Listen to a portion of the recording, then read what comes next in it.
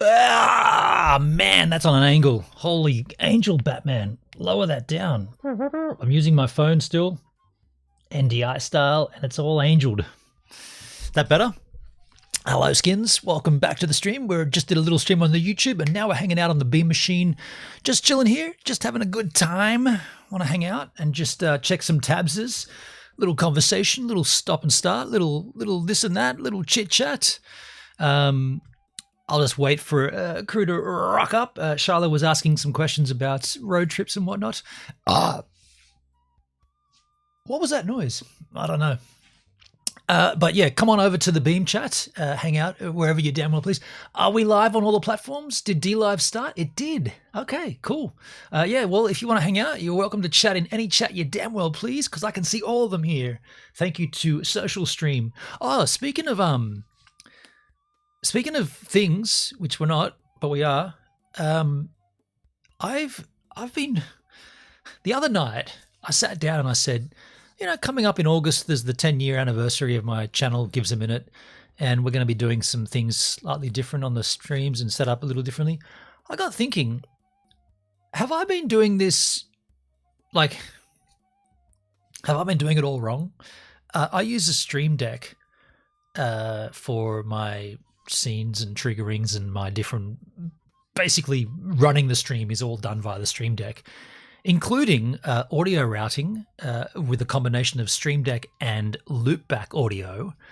And then I thought, why don't I try a hardware mixer? I've got one. I've got an old Behringer knob fader hardware mixer for music. But then I thought, well, hold on, what would that actually give me that I don't already have? A physical hardware mixing console would not give me anything unless you could also somehow patch in system audio, right? So what am I talking about now? I'm talking about the sounds coming from, let's say, the Brave browser, or let's say coming from a call-in. Unless you could assign those to a physical fader in a mixing console, there's no point using a mixing console, because those are the sources that you'd want to be ramping up and down on the fly with a little mixing desk.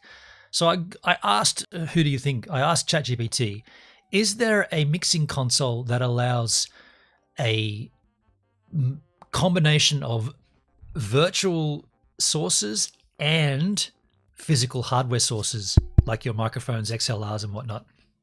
Turns out there is, and there's a pretty damn good one from Rode. It's called the RODECaster II.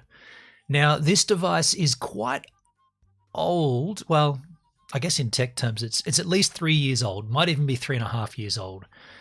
But what I researched and what I learned about the Rode RODECaster II is that it is a mixing console that allows, first of all, I think it's 4 line-in sources, so XLR inputs, and then it gives you a bank of 4 other sources that come in via your USB Type-C, which is the input and output, right? It's both ways, but it allows you to assign a virtual track from your operating system level into the hardware, and then it defines it as a physical slider, a fader.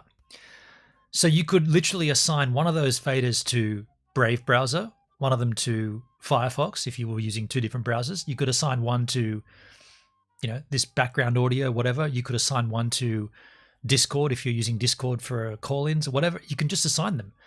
And the beautiful thing about it, it works obviously with virtual inputs, but what works well with that on the Mac? Loopback from Rogue Amoeba, right? That program that you need for audio mixing. So you assign these outputs to different virtual sliders, and then you've got a physical hardware device on your desk that allows you to ramp up and down, apply compression. That's pretty sick. Like, you got a whole bunch of digital processors you can apply to it. You can apply gain to it. You can apply EQ. You can do all the things that you would do in your digital audio workstation on this console. And the really sick thing is you can do mixed minusing because the output signal you can also send to a certain channel. So you got this one cable that connects it to your computer. The computer brings in all the sources. It all comes into this thing, and then you can assign an output via one of the other. There's actually 3 USB-C ports on it. 2 of them basically, one's basically all you need, but you can use the other 2 for things like mix minusing.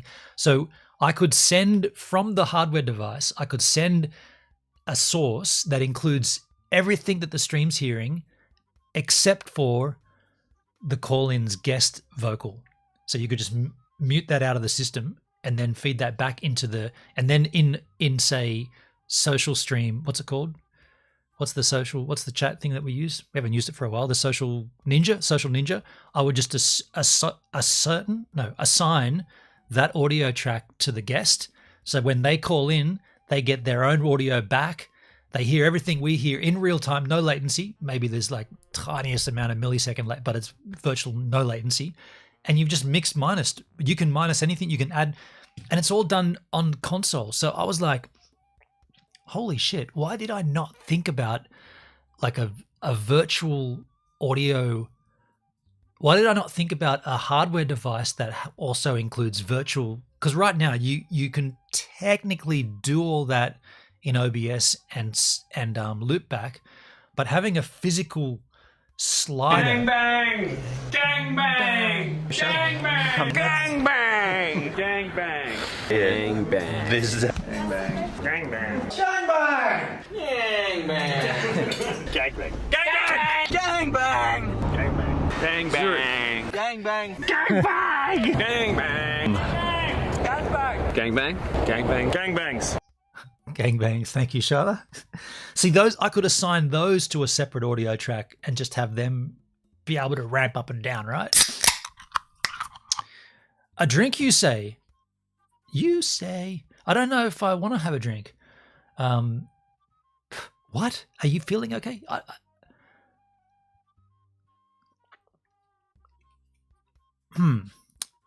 guess. Are you sitting down for this? Sit down. If you're not sitting down already, sit down. There is a little bit of news I've been keeping to myself. That does sound nice, though. I guess this kind of ties into the conversation about road tripping. I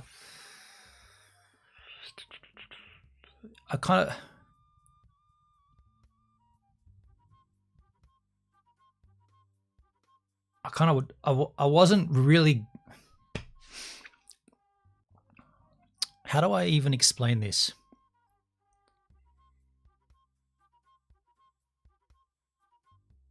There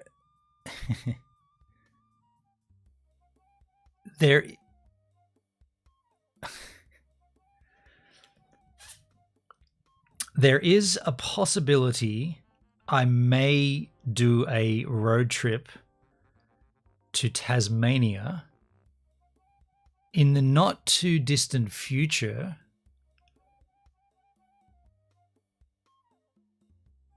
Because a goal I've been seeing for the last 4 weeks is moving down there. There it is, I guess.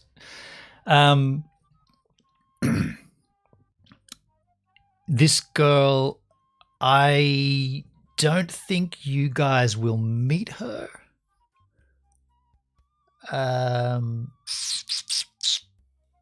She is very private. She's very security minded, very private, very conscious of her own security. It's kind of funny. It's what are we on? We're on all the platforms. I've got to be careful here.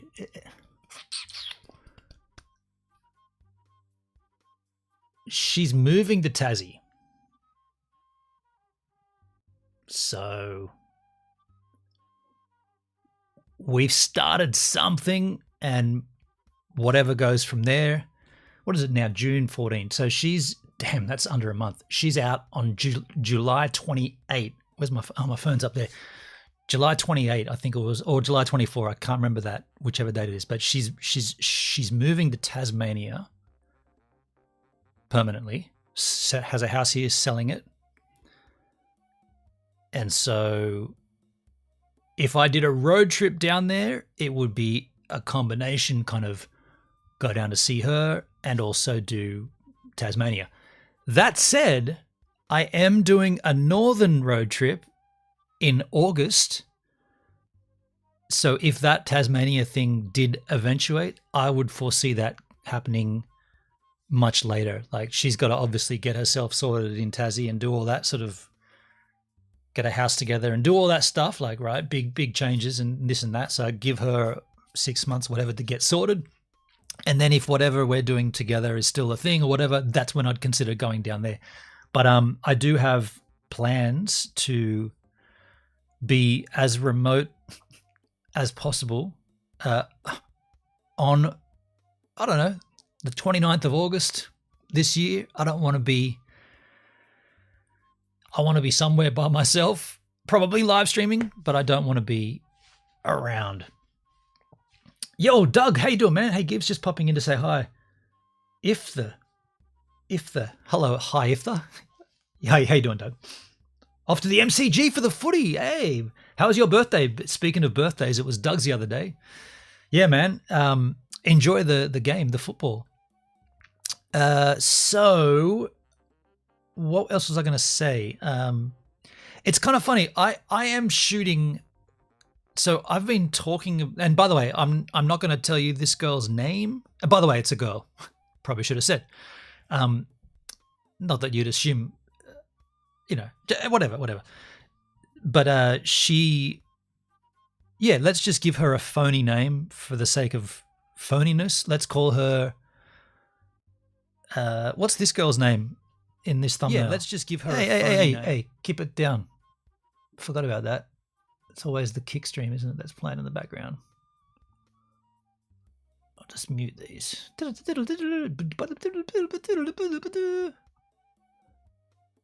Okay, we should be good now. Who's this girl? What's this actress name in Top Gun Part 3? Let's give her that name. Whatever her name is. I don't know. I don't care. Anyway, let's give her a random name. Sally. Freezing down here last week. Dude, it's been cold here. There was a day recently where the high feels like 2.8. 2.8? Feels like 2.8. That's cold, man.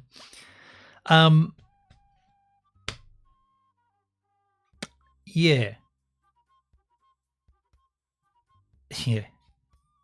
Okay, so no questions about that. All right, cool. Watching sort of. I'm dealing with a broken gas hot water heater. Sorry to hear that, Dale. Or maybe, okay, okay. Well, for the sake of this conversation, I did tell you, and now we'll move on. And for those that didn't hear it, tough tits. We'll move on from there. But yeah, there is going to be a road trip coming up in August, around the end of the month, kind of like what I did with Marty. End of the August, we set off. It's only going to be a 2-week road trip though. 2 weeks in and out, northern New South Wales, Queensland. Going to catch up with Benny 12C. He's got another board for me. We'll probably, I don't know if I'll stream that, but, and out on the road doing the thing with GoVan. And then later on, potential for a Tasmania trip. As it stands right now, though, I would love to go and get myself a coffee. But I've got a surfing video from the other day where I surfed pretty poorly and I only really got one wave. So this is very short. And I know it's going to take me longer to make this coffee. So you're actually going to have to hang out with the blowfly doing aerobics on a piece of styrofoam. Apologies for the ugliness in your chat earlier. I'll leave it at that. Yeah, I mean, I don't know. Cheers, Gibbs. Thanks, Doug. Not going to argue here. It's just disrespecting to you. Well, I don't know if I don't even know if you were aiming it at me, but I did see a comment that I thought you might have been aiming it at Charlotte. Did you say don't tell me what to do or I'll do what I do or something like that? I thought that was that at me. I thought, fuck, did I? I thought, shit. Now he's arguing with Charlotte as well. Something's going on. It was not at you. Oh, okay. Well, then look. If whatever it was, I don't think Shyla would be. I don't think Shyla would be too upset. I think she's got a thick skin. She's good, right? I don't think you upset her. I glanced at it and I saw it and I was wondering what it was in reference to, but it doesn't matter. It doesn't matter. I don't think it matters anyway. What matters right now, though, is a little surfing clip, and you will have to hang out with the styrofoam blowfly for a moment while I get this coffee. I'll be right back.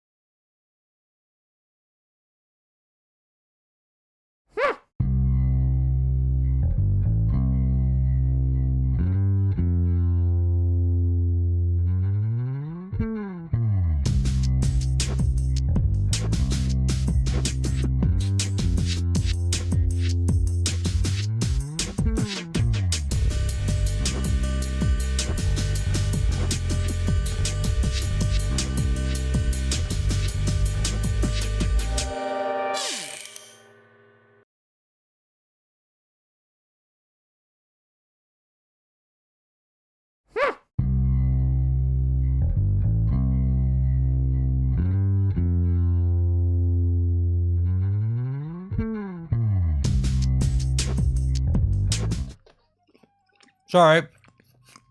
I took longer than I thought. I ate a donut as well. My apologies. Hey, Davo's in the house. How you doing, man? How you doing, Davo? What's cracking? This is bad. I shouldn't have eaten that donut. But I did. And I feel better for it. We got wazoo tabs. They're all the way out the wazoo. Let's move straight into this. What's this? Top Gun 3, The Last Takeoff. Okay. Okay. What is it? I'm not a teacher, Ice. I'm a fighter pilot. It's a trailer. Naval aviator. Top Gun 3 was pretty much inevitable after Top Gun Maverick crushed it at the box office. Tom Cruise coming back as Maverick after 36 years? Yeah. Wait. Top Gun 3? There's a 2? I've only ever seen the first one. There's 3 Top Gun movies now. Okay. That was a massive deal.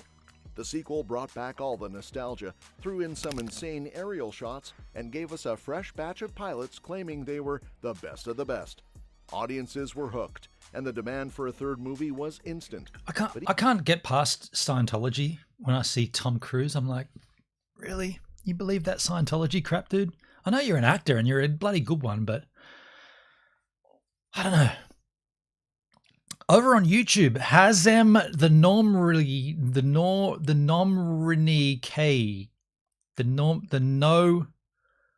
Hazem been watching since the SOS Apple Watch reaction days. That is quite a way back. Now, why is that chat not coming up? Why is my social stream ninja not working? Let me just check that out. Gives a minute. YouTube stream. Okay, let me just pop out my YouTube chat and grab that because I want your chat to come up there. Let me just grab this. Hold on one second, dude. Pop out the chat here. Let me just grab that link. Feed this into social stream. And we should have a stream chat here over on YouTube. No, it's not working. Okay. Okay. Hold on a second. Hold on one second. Auto find live sources. Would you manually add a stream by pop-out chat URL or video ID? Yes, I'll do video ID. Video ID. Okay. Why can't I see the video? People are free to believe what they choose to. Yes, they are. They are indeed. Are we not live on YouTube? No, we're live. Chill tabs. Video ID is that. Okay, let me just see if this works. YouTube's not working. Interesting. Wow, okay, I'm going to sign myself in. Okay. The hell's going on here?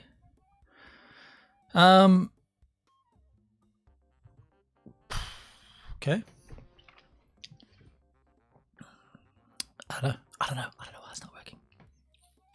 But Hazem, thanks for the comment, dude, and appreciate you hanging out. Been watching since the SOS Apple Watch reaction days. That wasn't that long ago, was it? SOS, that's only like about a month ago, dude. I mean, I appreciate the view, but you know, it says that there's a new version available. Download the new version. Not on a stream, dude. I don't want to do it on a stream. Error checking YouTube stat.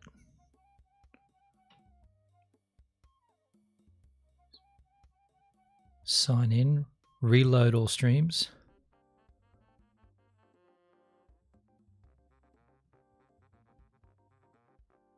Production. I don't know what to do. All right, for the time being, we won't have a YouTube chat. Okay. Hello. Even though Maverick pulled in a crazy $1.4 billion worldwide, they didn't just rush into Top Gun 3. Time's been flying by, and we haven't had a ton of solid updates until recently.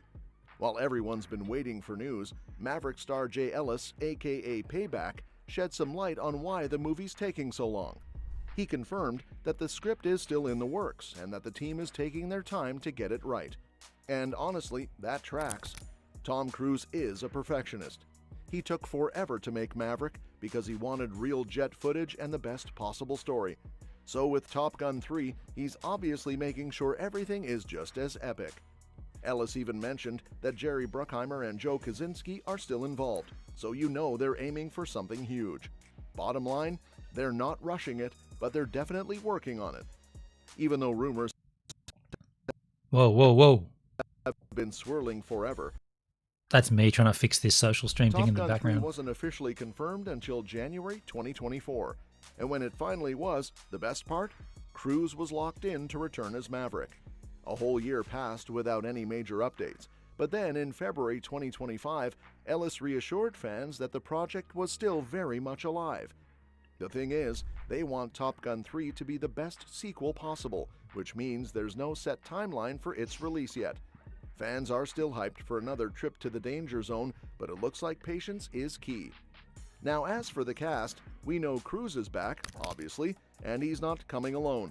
Miles Teller is set to return as Rooster, and Glenn Powell will be back as Hangman. That's a solid start, but they're keeping the rest of the cast under wraps for now. There's a good chance more familiar faces from Maverick will return, but who exactly? That's still a mystery. One thing's for sure though, bringing back the OGs for a full-on reunion would be legendary. Story-wise, Maverick didn't exactly leave us with a clear setup for a sequel, but let's be real, Top Gun 3 was always going to happen. The new movie will definitely revolve around another high-stakes mission, but the real heart of the story will be in how it pushes the characters forward. That said, Maverick Herman, did drop thanks, a man. pretty interesting plot thread, Admiral Kane's whole plan to replace human pilots with drones. If Top Gun 3 leans into that, we could see Maverick and his team taking on AI-controlled aircraft to prove that human pilots are still superior to machines. Sounds like an epic showdown, right? And let's talk about the potential for a Top Gun reunion. A lot of the original crew didn't make it into Maverick, but a war against drones, that could be the perfect excuse to bring them back. Imagine gonna the switch OG to fighter kick. pilots Thanks, man. reuniting for one last mission. Oh, shit. I'm Proving going to once stop and trying to for fix all this that social stream. Experience and skill beat out technology. It'd be I'll a leave it killer alone. tribute to the original movie while also making for a pretty badass story. That said, the Top Gun Maverick ending started with the death of Iceman, Admiral Is it worth watching these Top Gun films? I've only seen the first one. Tom Kazansky, after which Maverick lost his protection and was removed as Top Gun's instructor by Cyclone. But Maverick had other plans. Rather than accepting his fate, Maverick took matters into his own hands, stealing a plane and perfectly executing the seemingly impossible mission simulation. His performance proved to the trainees that success wasn't just about the aircraft, it was about the skill and courage of the pilot. This moment not only reaffirmed Maverick's legacy, but also set up the thrilling climax the movie had been building toward. With the stakes higher than ever, Maverick was Is that John assigned to Hamm? he had been building toward. Damn, I really liked Mad Men. That was amazing, that show. With the stakes higher than ever, Maverick was assigned to lead the mission to destroy the underground uranium facility. He selected Phoenix and Bob as Dagger 1, while Dagger 2 was comprised of Payback and Fanboy, with Rooster as his wingman. Hangman, feeling sidelined after not being chosen, was left on standby on the aircraft carrier flight deck. The plan was simple in theory, but near impossible in execution. They had 2 minutes and 30 seconds to fly low through the canyons, avoiding enemy surface-to-air missiles, and hit the target with precision. Maverick reached the critical 3-meter target, blasting it to create an opening for Dagger 2. Yo, Dagger 2 Davo, thanks for the lemon, dude. And over on Trovo, Michael Chan. Hey, Michael, how you doing? And Hasm, the streamer, he's on Kick. How you doing, man? Welcome to the stream. Yeah, now that's coming up there. My social stream isn't working for YouTube for some weird reason. Despite facing obstacles, managed to pick up speed and reach the target. Rooster. Is in this a movie worth last-second watching? adjustment- I've only seen Top Gun #1. Is it worth watching #2 and #3? I don't think I've seen 2. No, I didn't even know there was a third one. After their laser malfunctioned, successfully sight-checked and hit the target, destroying the underground uranium facility. Their rigorous training paid off as they endured the intense 9.5G climb to escape, narrowly avoiding collision with the mountain. However, their troubles were far from over. Enemy forces launched SAMs and dispatched fifth-generation fighters to intercept them. The pilots deployed flares to deflect incoming missiles, but Rooster ran out of countermeasures. Top Gun 2 Maverick is real good. So that's not what they're talking about here, right? They're talking about the third one. Has this not been made yet? That this is like what they're planning on making? A critical moment. Seeing no other option, Maverick shielded Rooster with his own jet, taking the hit and This is getting number shot 3. It's just in the planning stage. Oh, okay. Gotcha. Okay, that makes sense. down in the process. With Maverick seemingly down, Phoenix, Bob, Payback, and Fanboy made it safely back to the aircraft carrier. Cyclone, believing Maverick to be dead, refused to scramble Hangman for a rescue mission, prioritizing the safety of the remaining pilots. However, Rooster refused to leave Maverick behind, and against orders, I guess this is an epic spoiler then, right? He's basically telling us the whole freaking story. And it turns out it was his father. I am your father. flew back to rescue him. He successfully took down an enemy assault helicopter, but was shot down himself Have you ever reacted to Best Friend KinitoPET by Oro? No, I have not. shortly after. Against all odds, Rooster survived, and he and Maverick reunited on the ground. The duo, now stranded behind enemy lines, managed to locate an old surplus F-14 Tomcat, a relic of Maverick's past, and made a daring escape. Their troubles were far from over. As they attempted to return home, 2 fifth-generation enemy fighters intercepted them. Maverick, relying on his decades of It's a experience, fire song. managed to outmaneuver and You got a link there, Hasm? shoot down one of the enemy planes. The second fighter engaged them in a tense aerial battle, but Maverick skillfully used the terrain to confuse its targeting system. Just as it seemed they had made it, a third enemy fighter closed in on them. Out of weapons and with no escape, Maverick urged Rooster to eject. However, the old F-14's canopy was jammed, leaving them defenseless. At the last possible moment, Hangman swooped in, taking down the enemy fighter and saving Maverick and Rooster.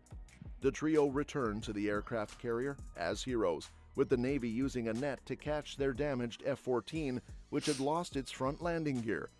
In a moment of defiant triumph, Maverick performed his trademark illegal flyby of the flight deck, rattling Cyclone in classic Maverick fashion.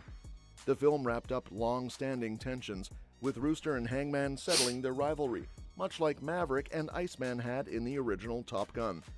Maverick and Rooster finally reconciled, bringing closure to years of unresolved pain and fulfilling what Goose would have wanted. One of the most poignant aspects of Top Gun Maverick was how it honored Iceman, and by extension, Val Kilmer. In the original Top Gun, Iceman won the Top Gun trophy and went on to have a distinguished career, eventually rising to the rank of 4-star Admiral and Commander of the United States Pacific Fleet. Despite his high position, Iceman never forgot the debt he owed Maverick for saving his life in 1986. He became Maverick's guardian angel, shielding him from expulsion and ensuring he remained in the Navy despite his rebellious nature. It was Iceman who orchestrated Maverick's return to Top Gun as an instructor. John Hamm, he's so fit for that role, isn't he? So fit. Recognizing that the Navy still needed him. Tragically, Got that link there, Hasm? I'll tab it out. Iceman's battle with throat cancer mirrored Kilmer's real-life struggle, making his farewell all the more emotional. His final conversation with Maverick, where he asked, "Which of us is the better pilot?" was a heartfelt nod to their long-standing rivalry and friendship. With Iceman gone, Top Gun Maverick theme song. Kenny Loggins, right? Top Gun theme song. Yeah. lost his biggest advocate, reinforcing his status as an outsider in the Navy hierarchy. At this point, it's pretty much guaranteed that the whole... Speaking of planes, do we know anything more about that Indian plane that went down? The one that was en route to London, Gatwick? Why did it go down? Humans versus drones concept will be a major part of Top Gun 3. The only question is how they'll execute it. Will Maverick be training a new generation to take on the machines? Or will he be the one leading the charge in the It was a sky? crash, maybe? Yeah, but what caused it? What caused the malfunction? It was directly after Either takeoff. way, it's going to be wild. One thing's for sure, whenever Top Gun 3 finally lands, it's going to be worth the wait. And that's that for today's video. And that's Thanks that for for watching, today's and video. we will see you in the next one. Your suggestions for future videos are always welcome in the comments below. What a lovely Don't forget stream. to like, share. I'm a generated AI voice. Here's this link from Hasm. Can you react to the song I linked? Here we go. Now, you're not trolling me, are you? What's this? Uploaded a year ago, 25 million views. Okay, so it's a legitimate video. Got to be careful, you know, like someone coming in the chat saying, I followed you since the SOS Apple days. That's only like about a week or two ago. Actually, it's a bit longer than that. And then you link something. I'm just wondering if this is a legitimate video. Looks legit.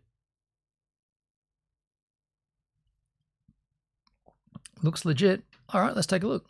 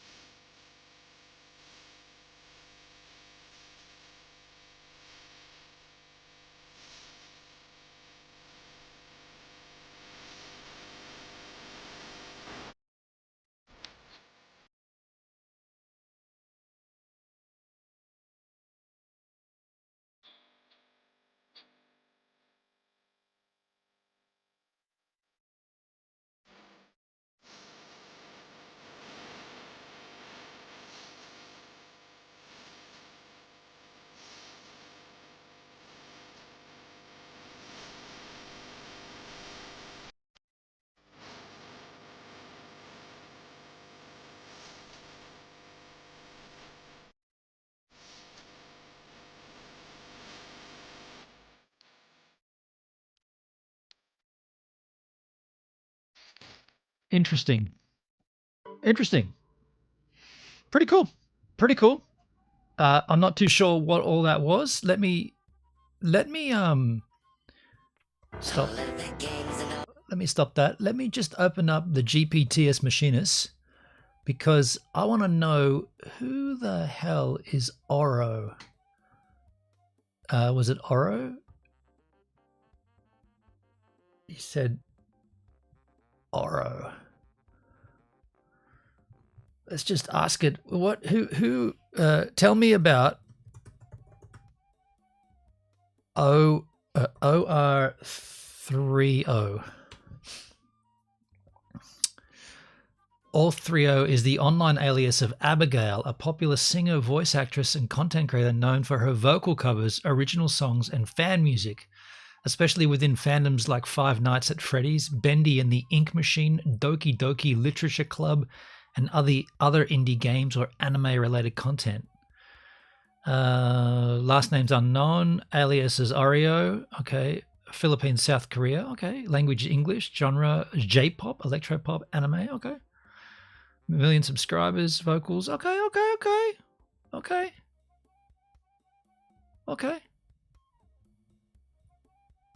So what was that song we just heard?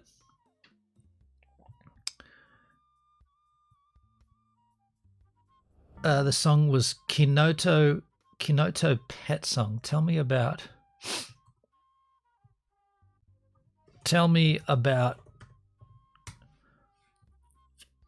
You're giving feedback on a new version. Oh, jeez, just give me one of them, dude. I don't like options. Just give me one. I prefer this response. Tell me about. Okay. It turns out the KinitoPET song isn't just one song, rather a small universe of fan-made tracks. Oh, so this is not her. Interesting. Main fan songs. KinitoPET song, Everlasting Fun by Longest Solo Ever. Okay. So what we just saw, Best Friends, a notable fan song by Oreo. So this is a mashing of songs.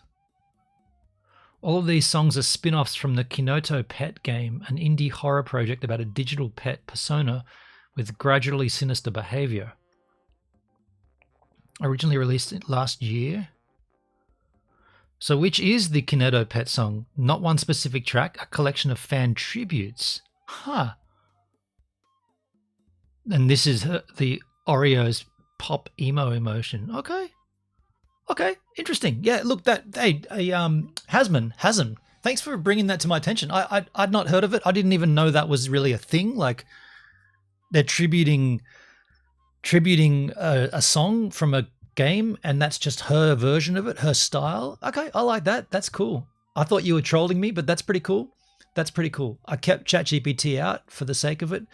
Let's move on, though. We've got another video here.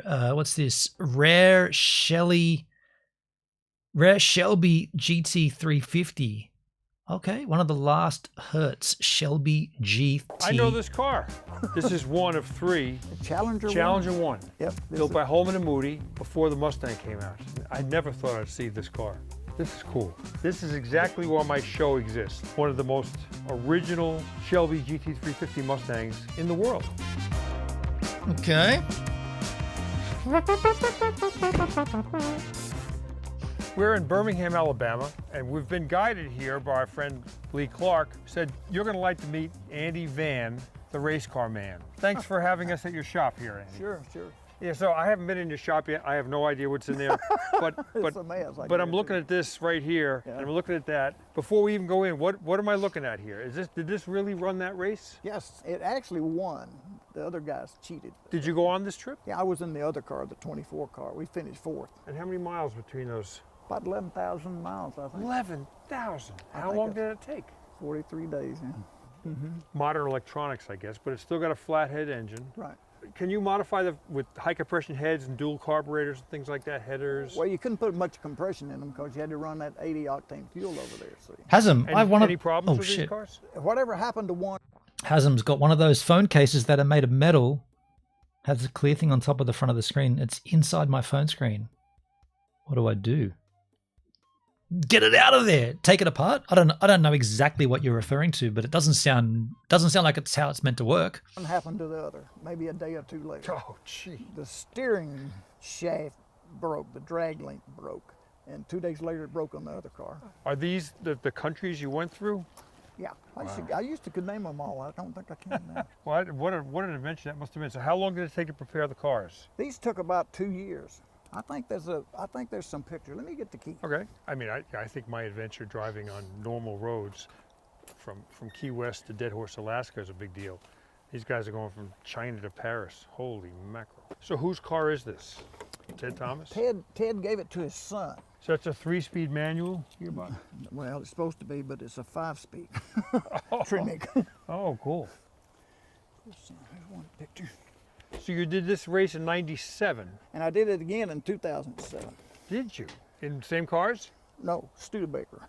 All right, so the start was here, Peking, China, through Nepal, Delhi, India, Pakistan, Tehran, through Iran, through Turkey, Ankara, Turkey, Italy, Switzerland, Germany, Paris. Like, did you have to go through any wars or anything while you were there? Hectic.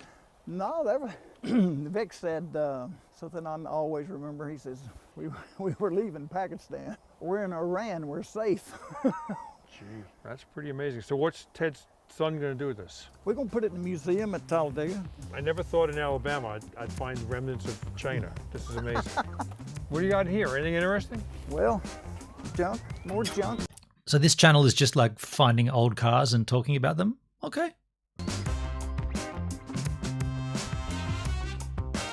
Neil Bonnet car. All right, so we'll work our way back. So C-Sports Racer, what kind of power's in that?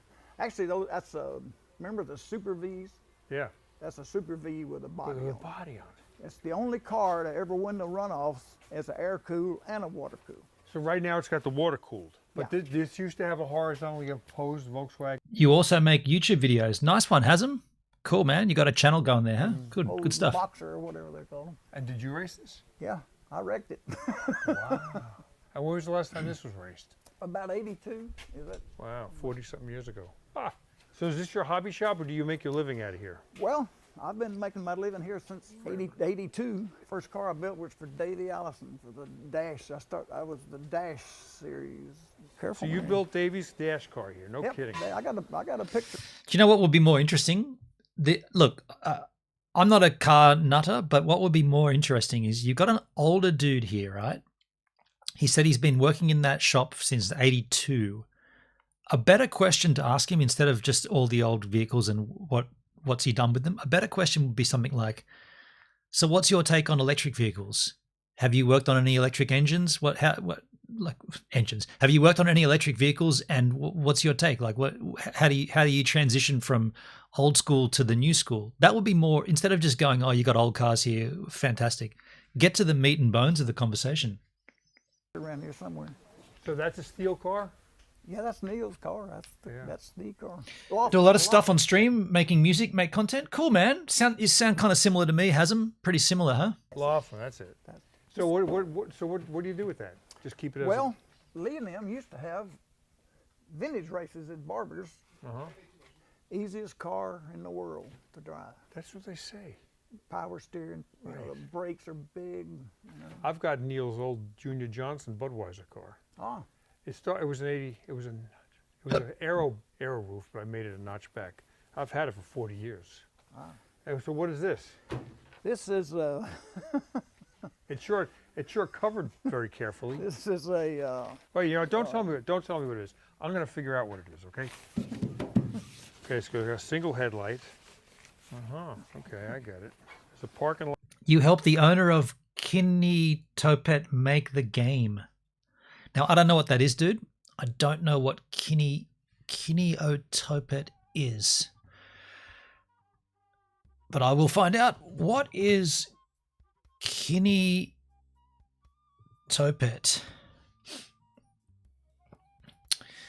Oh, this is the game. Okay, this is what we were talking about before. It's a psychological horror game, disguises itself as a nostalgic desktop virtual pet, but slowly reveals dark and disturbing layers beneath its cute surface. Simulates a late 90s, early 2000s desktop companion. Think Clippy, Bonsai Buddy, or Microsoft Agent, or what was the sexy one? Virtual sexy girl. What was that one? On a Windows machine, you could have a little stripper at the corner of your. What was the sexy desktop companion on Windows in the 90s called? You're probably thinking of Bonsai Buddy, but if you're referring to sexy, not sexy, Virtual Girl. That was it? Virtual Girl? Yeah, yeah. Virtua Girl. I think it was Virtua Girl. You got images? I'll remember it as soon as I see it. Ran on the taskbar. Green screen, yeah. Why was it controversial? It was heavily sexual. Yeah, it was chicks in bikinis.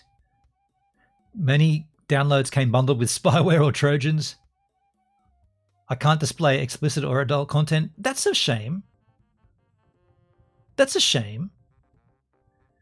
Ask ChatGPT what are the secrets of KinitoPET. Okay, I'll do that in a second. You got a link? If it can't display the images, just give me a link then. You can still...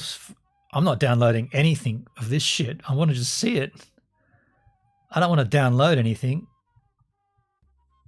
Open link. I'm not downloading anything for this shit. I just wanted to see it.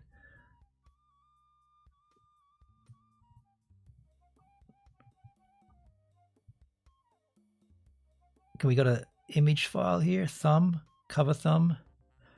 Here's a JPEG. That's not what I remembered it to be. Ah, that closed the whole window. Hang on. Try this one. I mean, this is an actual program. I'm definitely not downloading. So we'll go back to that one. I mean, these are all going to be the same, right? Thumbs, front thumb, front TIFF, front JPEG. Okay, it's the same thing. That's not what I remembered, but anyway, it doesn't matter. So you asked me to ask ChatGPT, what are the secrets of So you said you helped design this game? KinitoPET. You helped design this?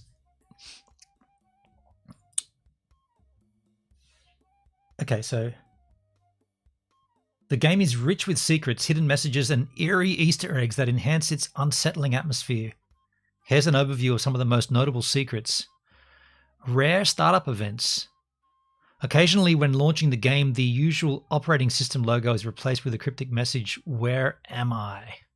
There's a rare chance that upon startup, you'll witness a disturbing image of Sam hanging by the neck, accompanied by the sound of a bell and ocean waves. Okay, glitched characters and visual anomalies. After completing the game once, revisiting the web world causes it to become distorted with character descriptions replaced by repeated "Where am I?" messages. In the Ready Repair minigame, painting Sam's walls can trigger a glitch where he accuses the player with the message, "It was all your fault." In Factory Frenzy, collecting certain items like a liver can cause Jade to glitch, displaying a black, mouthless, one-eyed version of her on a second monitor. Okay.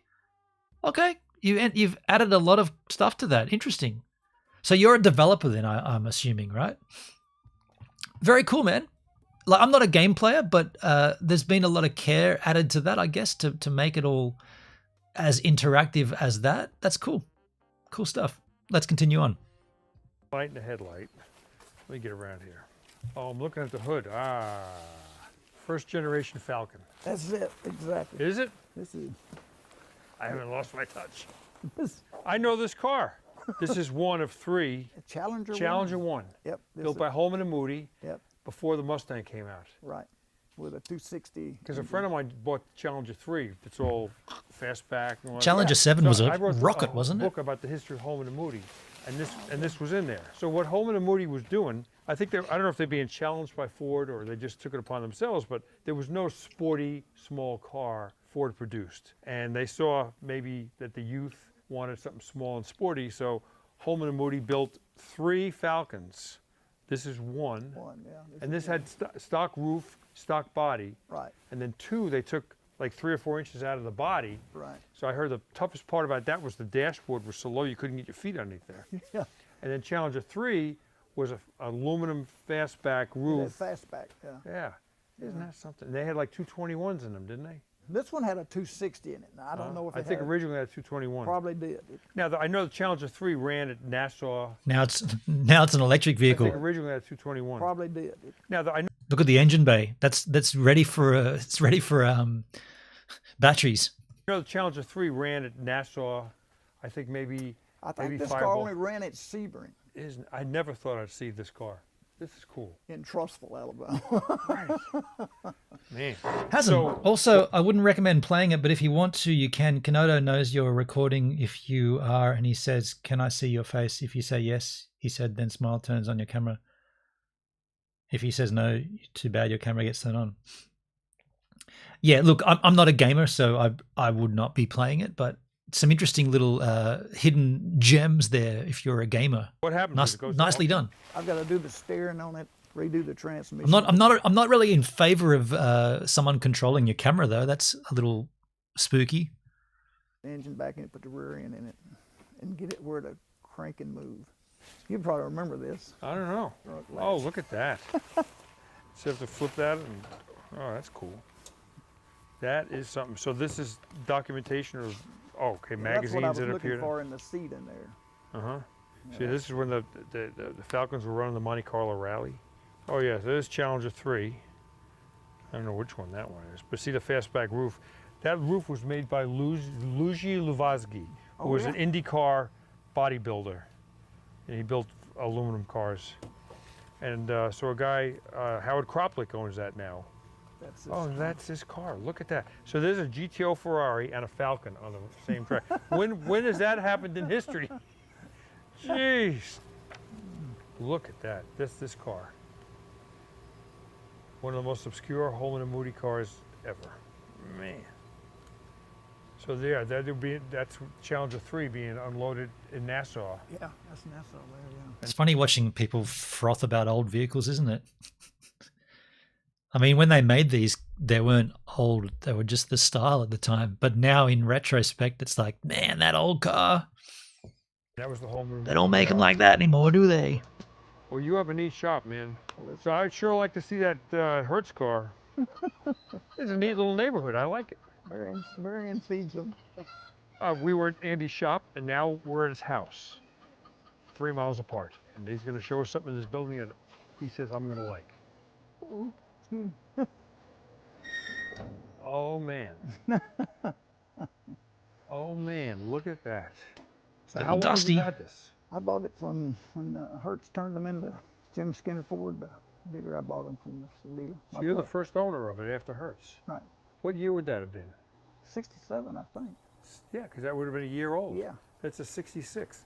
Yeah. So for those of you who don't know this, Shelby GT350s, 66s, with gold stripes, and they mostly were black. They had white ones and green ones and blue ones and red ones, all with gold stripes. Most of them were automatics. This was a Hertz rental car. $29.95 a day, and you could rent one of these. And there's all sorts of amazing stories about people that put roll bars in them and ran Daytona, rented them and took the engines out, ran Daytona, the engine, put it back in and turned it in. But this is virgin. This is untouched. And this is very special. Wow, wow, wow. Can I open the door? Sure, if it open. So I'd like to know what number this is. It should be right there. Numbers are right here. 1607. How's that so rust? This is the 1607th GT350 built of... Oh, is that how that is? Yeah, so 6 means 1966, and S means street. If it said R, there would be race, and that was the more radical car, yeah. And then it was 1,607 cars. So, I mean, it's got the right motor in there, the right air cleaner, the intake manifold, the carburetor. Everything's right except the fuel pump. Dale, I love me some Mustangs. This is your link, I'm assuming, yeah? Replace it. I got the old one, though. It looks like this car was white. They had to do that. They needed so many cars that they were painting white Shelbys into black cars to give to Hertz. Some expert over there told me that this was a 65 carryover. Really? About something in the trunk. Oh boy, I'm no expert on it. I'm not either.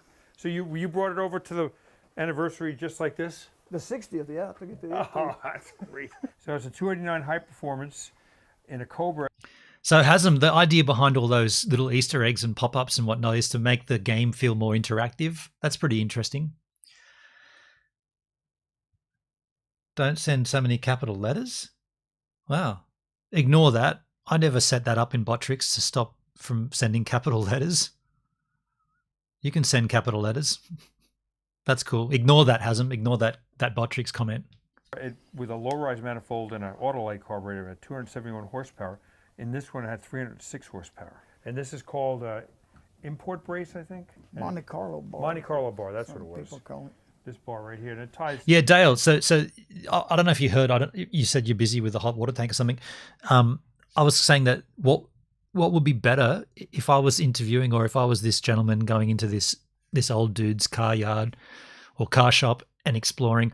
I think a better question to ask him would be something along the lines of, man, you got all these old vehicles here and you've been working in this shop since the 80s. What's your take on electric vehicles? Now that they're moving away from the combustion engine, these cars we're looking at, these are, probably should be in in a museum or something. What do you think about the removal of the engine for individual batteries on each wheel? What's your take on that? That would be a better, instead of just two old gentlemen frothing over old cars. Oh, look at this one. This used to be black and now it's white. This stuff, to me, for someone who's not interested in cars, I want to hear a more compelling conversation. I agree. Yeah. And I'm just being picky because I'm watching it you've linked it and I'm watching it. So this is my take on it. It's only my take. Someone else might be like, this guy doesn't even know what he's talking about. I don't pretend to, but if I'm going to be interested in something, it's got to be interesting. And the more interesting conversation would be based around what's happening in the motor industry right now, electric vehicles. Just tightens up the, because this is not a chassis car, it's a unibody car. So it had the hood, it had these vent windows in the back here. That, if you remember, Mustangs had vents. Well, this is glass, plexiglass. So 66s had this. 66s had these brake. Hasm says every time you open the game, same Kinotos on the screen. People who got killed by. Oh, okay. Cool. So Hasm, tell me, are you a game developer? Is that your first game? Like you said, you helped out in the development of the game. What's your role there? Who do you work for? What's your gig? What's your job? Rear brakes. The Hertz cars had gold stripes. There was a Shelby gas cap and a GT350 logo on the back. 65 Shelby GT350s had 15-inch wheels, and they were two-seaters. 65s were two-seaters, 66s were four-seaters. Well, with 15-inch wheels with two adults in the back, the 15-inch wheels hit the rear fenders. Now, what would be really rad is if he popped that trunk and there's like an old box full of whiskey in there from the 80s. That would be sweet. So they put 14-inch wheels on 66s to make it possible for four adults to sit in here. So how many miles are on here, do you know? I should have looked. 58,429 miles. You think it's Turn it on. Probably. Yo, Yavi over on DLive. You're following me on DLive? On that website, you're following me on DLive.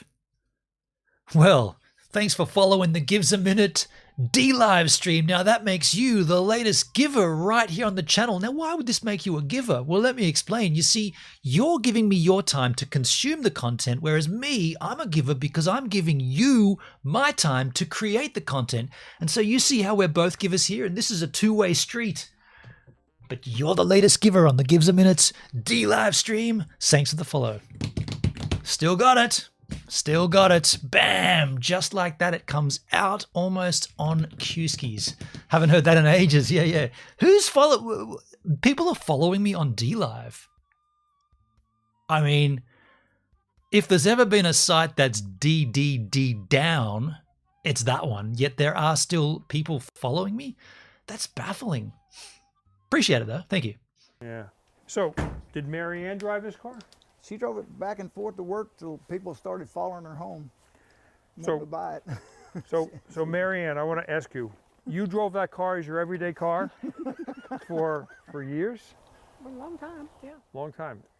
When did you stop driving it? When I stopped driving, it got real aggravating because people started following me home. They wanted to buy it. And the last time I drove it, the guy followed me home and would not leave. And finally, he said, I'm buying that car. Finally, I just went and locked the door. I'm buying that car off you. I'm not selling it.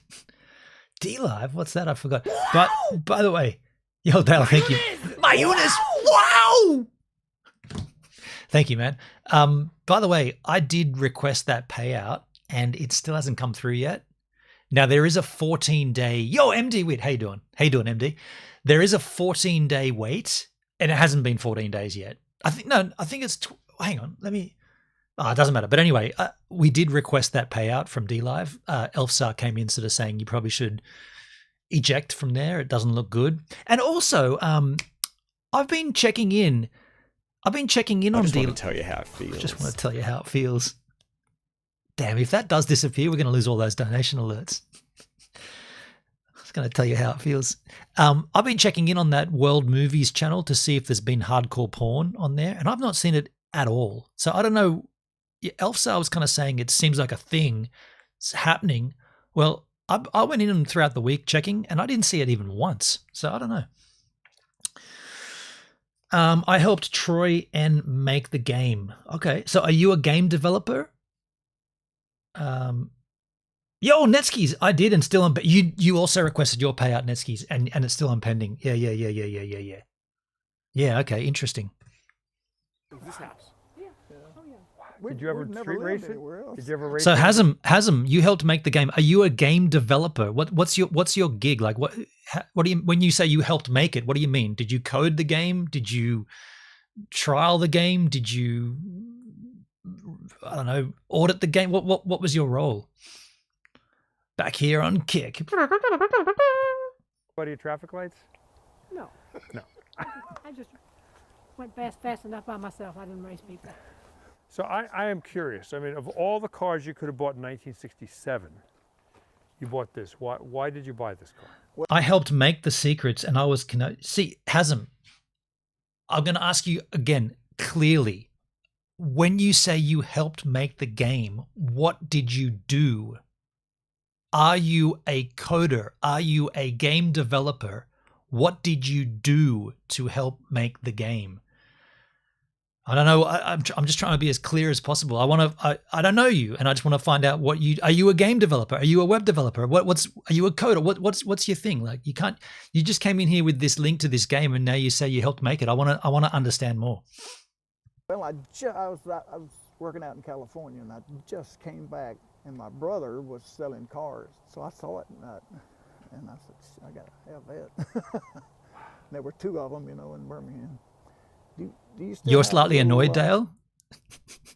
You'll get over it. Are they in here? Hertz dealer thing. Netsky, read the porn. I think they got so much pressure to get it off, they did stop a lot of it. Oh, so okay. So I obviously missed it. I never saw any of it. Yeah, so they got rid of it. But by the way, there are some things we probably should address after this video. We found one, and she made copies of it. Found it. All right. So if you were a car enthusiast back in the day, '66, you'd go to Hertz in Birmingham, and here's the rate schedule. Isn't this cool? So GT 350H, $12 a day, $60 for a week, plus 12 cents a mile. This is the newest, liveliest sports car in the United States. Look at the insurance. How much the insurance is? $100 deductible. Oh, $5 damage waivers, $1 a day, or $5 for the week.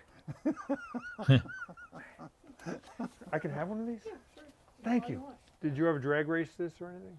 Yeah, one time over there, found something wrong with my regular race car, and I ran this and won the class in it. Isn't that something? So you tell me before about the automatic, how special. Hasm says I coded the questions, the web browser, and Kinoto himself. I helped make a tunnel for hide and seek. Okay, so you're a developer. Okay. It was 50. This car's worth 50 grand, Dale. Dang, dude. If you ever want to make sure it's a real Shelby, take the transmission apart. because it was a very modified. Wait, even in the condition this is in right there, if you wanted to purchase this off this gentleman, you'd be looking at 50K. Even the way that's sitting there, not even cleaned or I mean, obviously it needs some electrode plating and whatnot. C4. According to my brother, yeah. 50 grand as is. Wow, dude. Little holes in the vans and all kind of stuff. That's expensive. So let's talk about this car being, it's not even running, right? It doesn't run. Parked in a garage, dirty like it is, right? So you're sitting home saying, oh, this guy doesn't care about the car. Trust me. I had a 67 GT500, much like this. And when I brought that car to a Shelby meet, it was the most popular car there. The same thing with Andy. When he brings us to a Shelby meet, they had the Mustang reunion over at Barber Motorsport Park. It will be the most popular car there. Every judge is going to judge all those restored cars based on how original they are compared to this. So this becomes the benchmark for all the other Mustang restorations because they all might look pretty, but they don't have the right hardware. Things aren't put on the right direction, or that's a replacement part. This is a time capsule, and some cars don't need to be restored. This is one of them.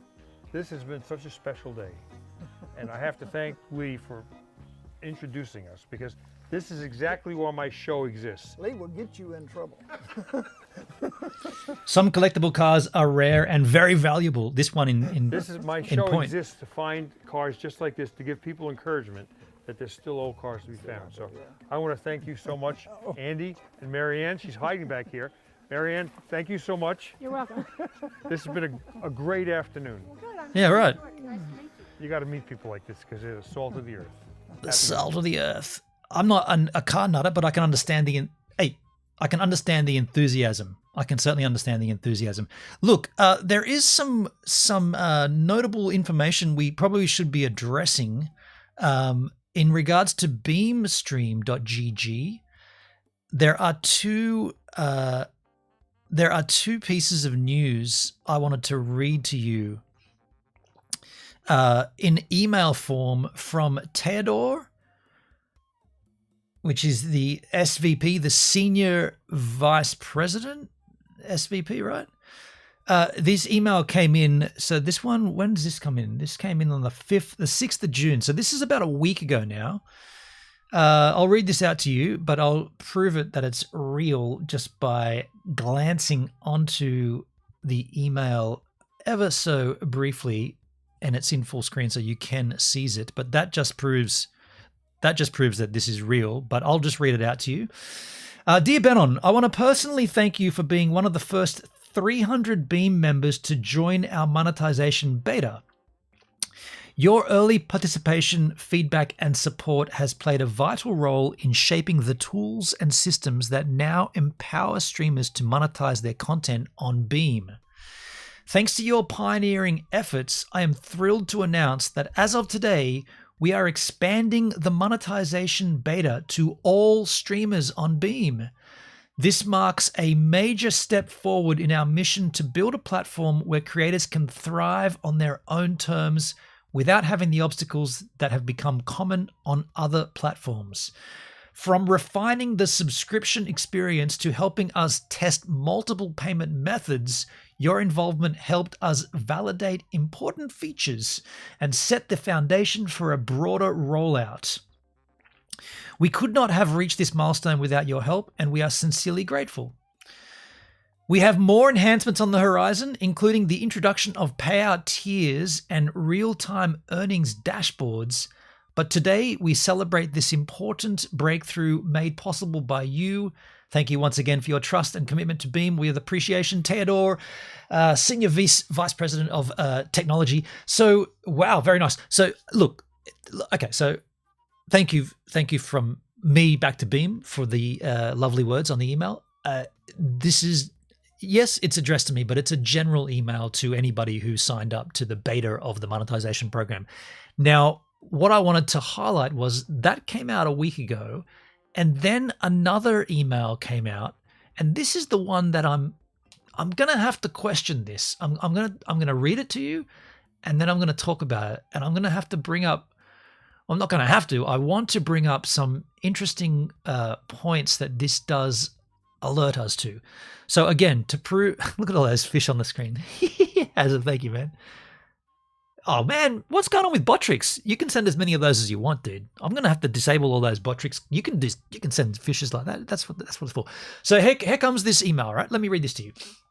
Hi Benon, I'm excited to announce Beam's new monetization tiers built to grow with you and reward your success. Here's how it works. So there are 3 different tiers. One's called associate, one's called affiliate, one's called partner.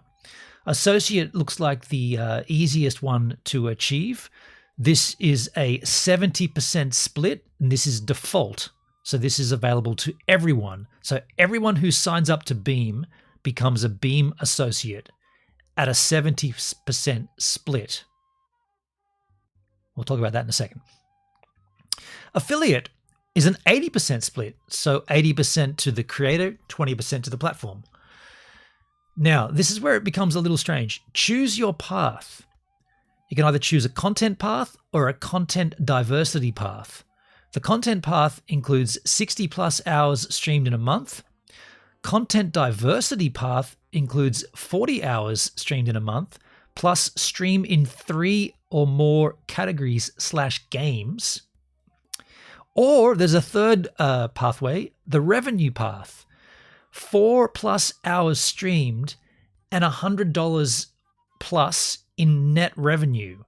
So if I understand this correctly, if you wanted to be an affiliate and receive 80% split, you need to stream for 60 hours in a month or stream for 40 hours in a month over 3 different categories. Or if you don't want to do either of those two, you got to stream at least 4 hours and have someone donate at least $100. Well, not someone, a multiple of people to donate $100. That's to become an affiliate, and that's to receive an 80% split. Now, the banger of the ones is the partner. This is a 90% split. So that's 90% to the creator, 10% to the platform. And this is for creators that are leveling up. The content path is 100 hours streamed last month, or you can choose the revenue path, which is 4 hours streamed and $5,000 net revenue. That's heavy, right? So you got to have a community that's donating a lot to you. $500 per month. Let's be clear. That's a lot of cash to donate to a streamer. Idle streams excluded. Stay active in chat. That counts. Hasm says this is insane. 500 is a lot, Netsky. Absolutely. So monetization is currently in beta, and these tier details may evolve based upon feedback. This is the kicker. Automatic monthly reviews happen on your Beam Premium anniversary, and your dashboard shows your status. Automatic monthly reviews happen on your Beam Premium anniversary. Are you reading that? Are you seeing that? So you have to have a Beam Premium membership for this to even apply. So to even, unless I've read this wrong, unless I'm not understanding it, even to get this associate, which is the default, what the fuck? Right on, Netsky. You have to be unless I've read that wrong. It's at this point that Beam have just gone, fuck you all. If you want to earn money, you've got to pay us first. Now that is a big wow. That's a big oosh to streamers, because this began with the goal of not being another one of these sites, right? Being better, being the better platform for live streaming, better for the content creator, better for the viewer, better for everybody. But here they are saying, if you want to monetize, you have to first pay us, and we will every month we will confirm and we will check, and if you've met these tiers, then we'll automatically enroll you into these, so you don't have to do anything except subscribe to our platform as a premium. Which I think this is horrible, right? This is a horrible big slap off the face. Unless I've got it wrong, unless I've read that wrong. Read it again. Monetization is currently in beta, and these tier details may evolve based upon feedback. automatic monthly reviews happen on your Beam Premium anniversary. So it says your dashboard will show your status and next goals. With that in mind, let's take a look at my dashboard. I've always been transparent with this from the moment Dale and Hendrik came in swinging, saying, you've got to get on this Beam platform, man. It's like Restream, but it's social. It's great. It's going to be awesome. We got on this about a year ago, slightly under a year ago. It was when I was on the road trip with Marty. We got on. I'll be ditching them based upon this. Netskis, if I've got this right, that's fair, right? That's if this is how this is going to roll, that you need to. Now, we don't know, well, I haven't looked into it too deeply, but we don't know what the premium membership entails. I already have ditched them, Dale. I'm leaving. Thanks for reacting to the best friend. No worries, Hasm. Take care, man. Take care. Let's take a look at my Beam profile here. So can you see this? Now it's going to be funky if I let this play. So we'll stop the playback here. Can I just stop that? Can't pause it. Okay, so it's you can okay, just so that it's not confusing. I just closed the I just hid the now I can't unhide it. Anyway, I just hit it. But so let's go. Well, first of all, let's command refresh to just make sure that my trouser is valid. My trouser is valid, and there's the latest chat comments, right? And we'll just pause that again. Okay, so let's take a look at my first of all, I guess, monetization here on the left-hand side. So it says your channel is now enabled for monetization as part of our closed beta. A dashboard with full controls is coming soon. Stay tuned. Your next payout will be $4. So I've earned $4, which is fine. I'm not here to question my earnings at all. What I wanted to look for was the profile, the settings, channel sponsorship. My active sponsor is Logitech. Select next sponsor. Okay, so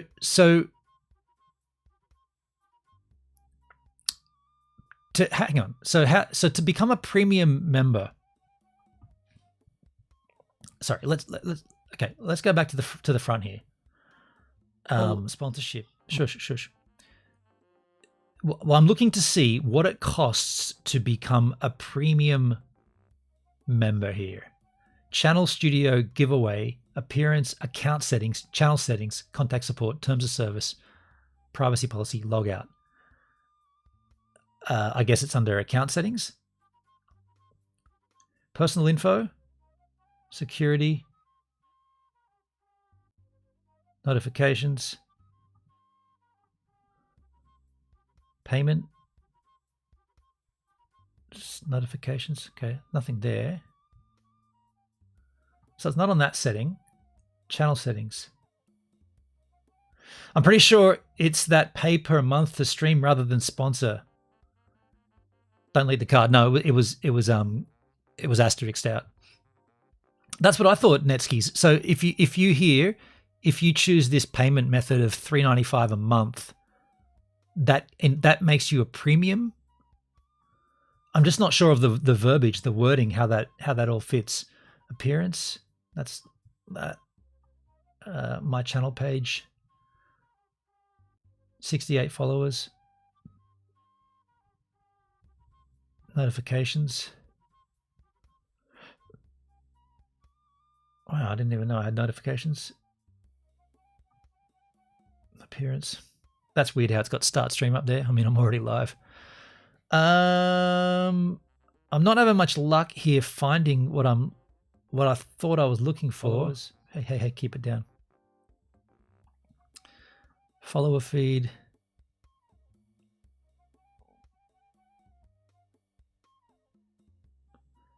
Games and categories, your channel, store, autoplay.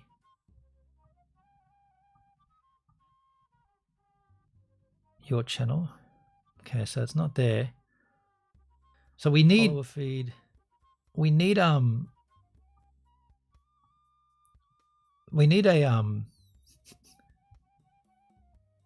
more information, right?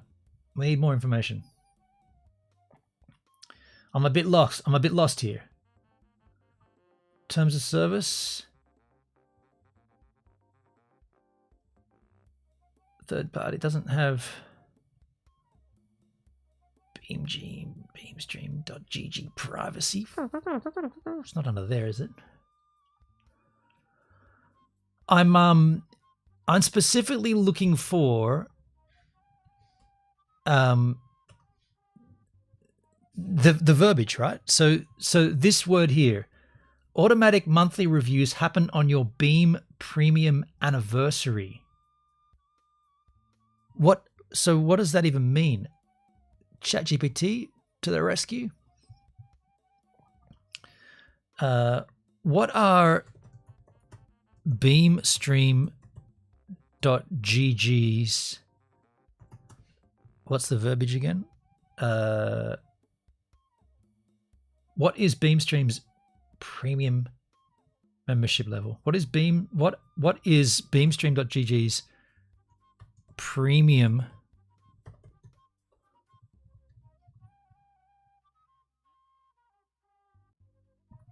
tier level, I guess? Premium.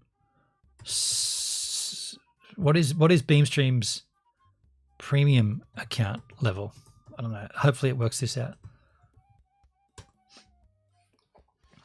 Searching the web. Beamstream.gg's premium is a subscription tier designed to enhance the live streaming experience for creators on the Beam platform. Here's an overview of its features, pricing, and sponsorship options. Premium features. Subscribing to Beamstream.gg's premium unlocks several advanced tools and benefits. Multi-streaming capabilities, customizable channel branding, advanced chat management, OBS integration. So basically, premium subscription is priced at $3.95 per month. Sponsored premium access. Beam occasionally offers sponsored premium subscriptions through partnerships. For instance, locked in beverages.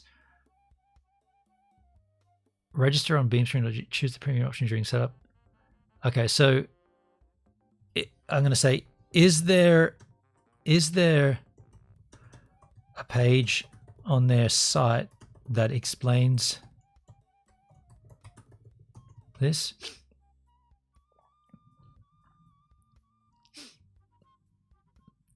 Currently, Beamstream.gg does not have a dedicated page detailing its premium account level. However, you can explore the platform's offerings and stay updated with the official website, developer portals. Okay. So there's nothing in there in terms of finding it just by scrolling through the website.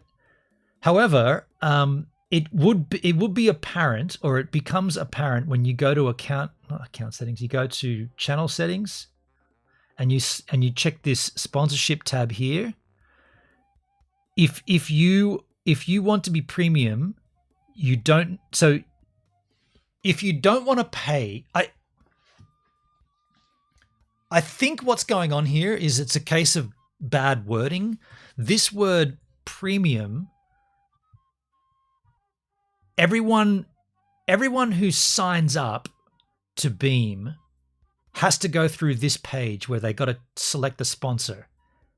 And if you select like Alexander PCs, Bits Power, Electric Beverages, Logitech G, if you select that, you don't pay anything.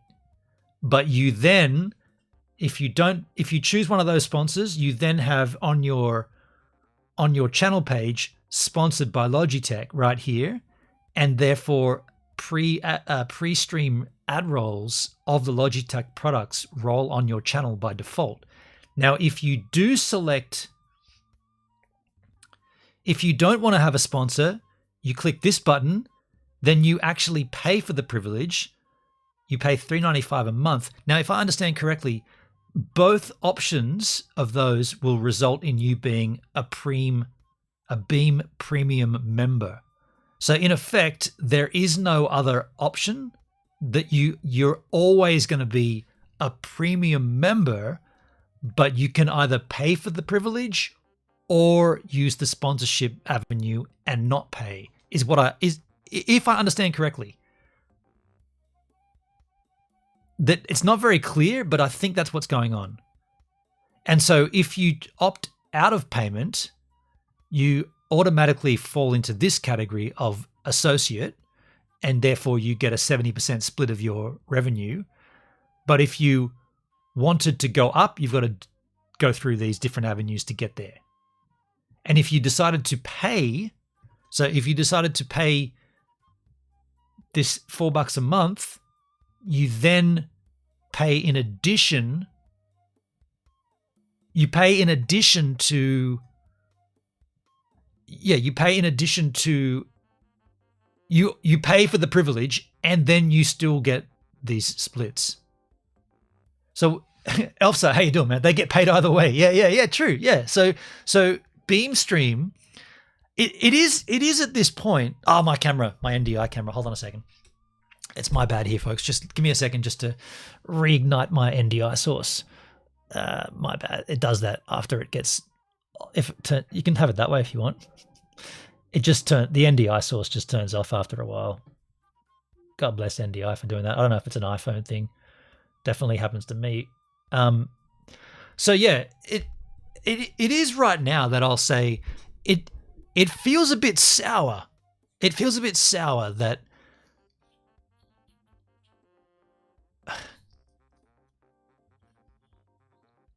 it's a bit confusing, isn't it? So you either choose to have sponsors and you don't pay anything and you automatically get enrolled into the associate. That's the default, 70% split. Or you can choose to pay and then you still get into the associate. So if you've paid for the privilege, you still get the same as what. The only benefit for paying is that you don't have sponsored by Logitech or whatever the one is that you choose. But as Elfsar correctly identified, they still get paid either way. It just seems a bit sketchy, right? Doesn't that not seem a bit sketchy?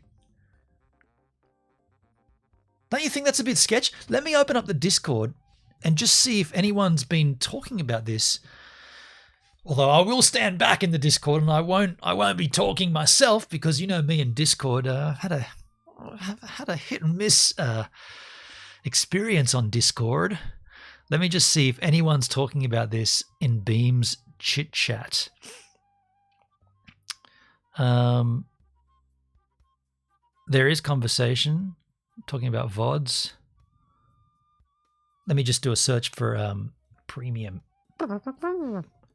And did I hear correctly, Dale, did you say you've already ditched it?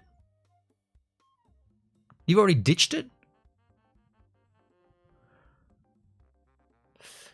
Yo, M. Shadaz over on Trovo. How you doing? Someone in the Discord says, I was just looking at the monetization tiers and seen at the bottom. I can show you guys this kind of. This is public. This is public facing. I can show this to you. Make it bigger. I'm just going to make this bigger before I tab myself over, Skins. Can I make that font bigger? Yeah, true. This person says, I was just looking at the monetization tiers and seen at the bottom, it says something about Beam Premium. Is that only the paid way, or does having valid sponsorship count as having premium? Which is what we kind of asked as well.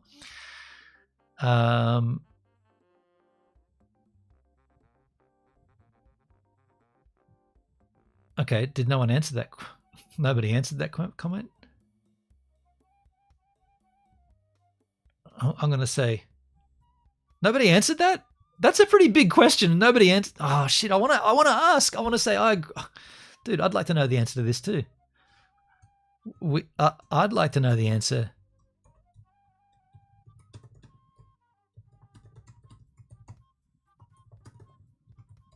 Nobody answered it, dude.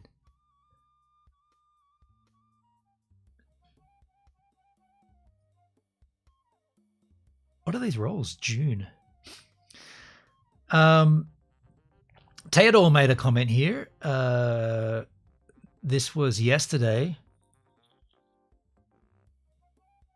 Okay, no, it's not related. I need someone to talk to me about why I have a charge for premium. I deleted my account because no one is answering me. Oh shit.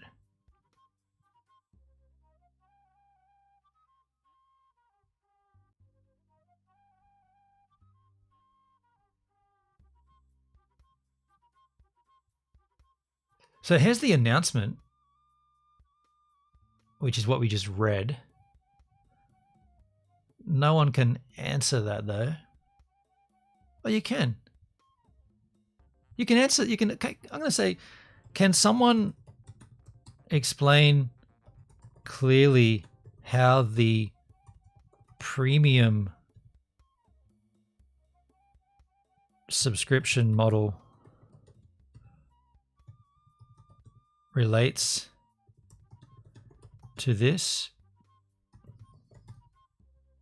announce? It seems like either way,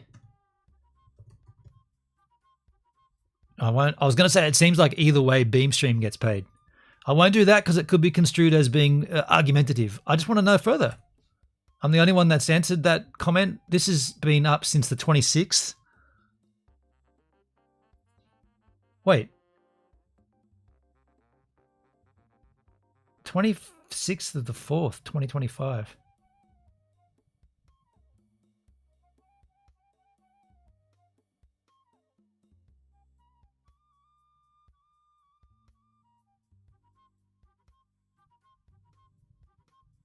Wait, that's the wrong announce. Hang on a second, my bad.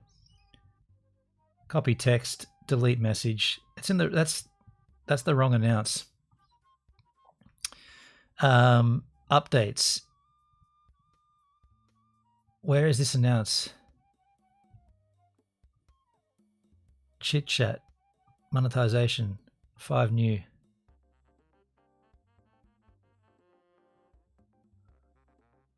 Chit chat.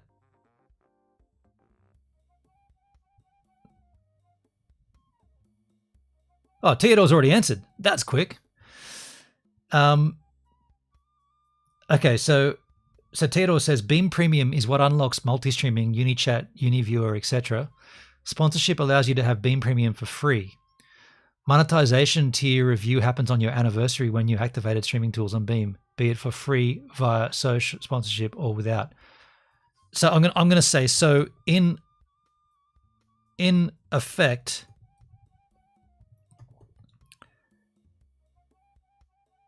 everyone is auto enrolled in the program regardless of sponsorship or none. And I will add to this, it's the way that was worded in the announce is slightly confusing. It's also, how do I correctly, or how do I eloquently add something to the effect that gets across the message that it seems a bit shady, because either way Beam gets paid, right? If all of, let's just say 100% of streamers on Beam say, I don't want to pay the $3.95 a month, I'll just take the sponsorship. Well, then Beam has the sponsorship cash coming in, right, through the various companies, so they get paid for that. If you pay the $3.95 a month, Beam gets $3.95 a month. So either way Beam gets paid, but the streamer, there's no other benefit to the streamer aside from removing the word sponsored by. This is what ChatGPT is for. It's a very good point, Elsa. Very good point. Okay. Okay. Let me put this in ChatGPT. ChatGPT. I love it. Okay, so I'm going to say, I'll do a new chat here. Otherwise, it'll mess everything up. So over on the Beamstream.gg Discord, there is some confusion about the premium tier level oops, spelled tier wrong, and how it relates to new payment plans, it's not really the right word, is it? How it relates to the new payment levels, I don't know, levels available to streamers. One person has asked,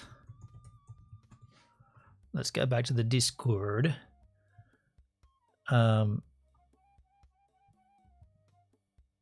put this in. Just copy pasta it. Yes, yes. And the answer from staff was, I just like to make it look all clean for ChatGPT, you know, make it all nice and clean. And the answer from staff was,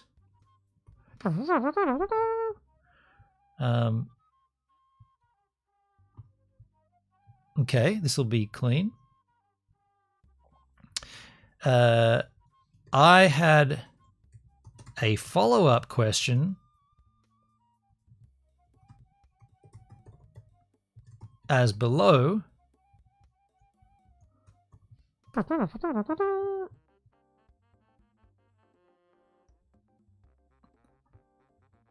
Okay, I had this, but I want to add something additional before I post my question, and I'm struggling with the most effective yet careful wording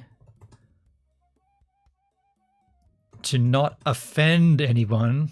I'm just being careful here because I got booted from the Discord from DLive for asking very similar questions. People don't like when you ask questions. It's when it comes down to money, people get very, very sensitive. How do I say they look shady? I'm struggling with the most effective yet careful wording to not offend anyone, but I wanted to make the comment that says effectively, now I'm just giving word salad, effectively, so either way, Beamstream.gg gets paid. But there is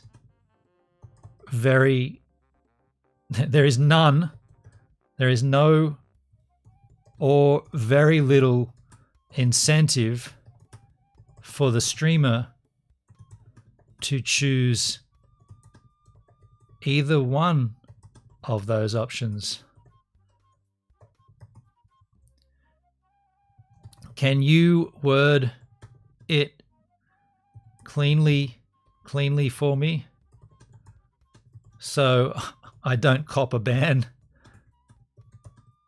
on the Discord? So over on the Beamstream.gg Discord, there is some confusion about the premium tier level and how it relates to new payment levels, how it relates to new payment options available to streamers. One person has asked, I was looking at the monetization tiers and I've seen at the bottom it said something about Beam Premium. Is that the only way? Is that only the paid way, or does having valid sponsorship count as having premium?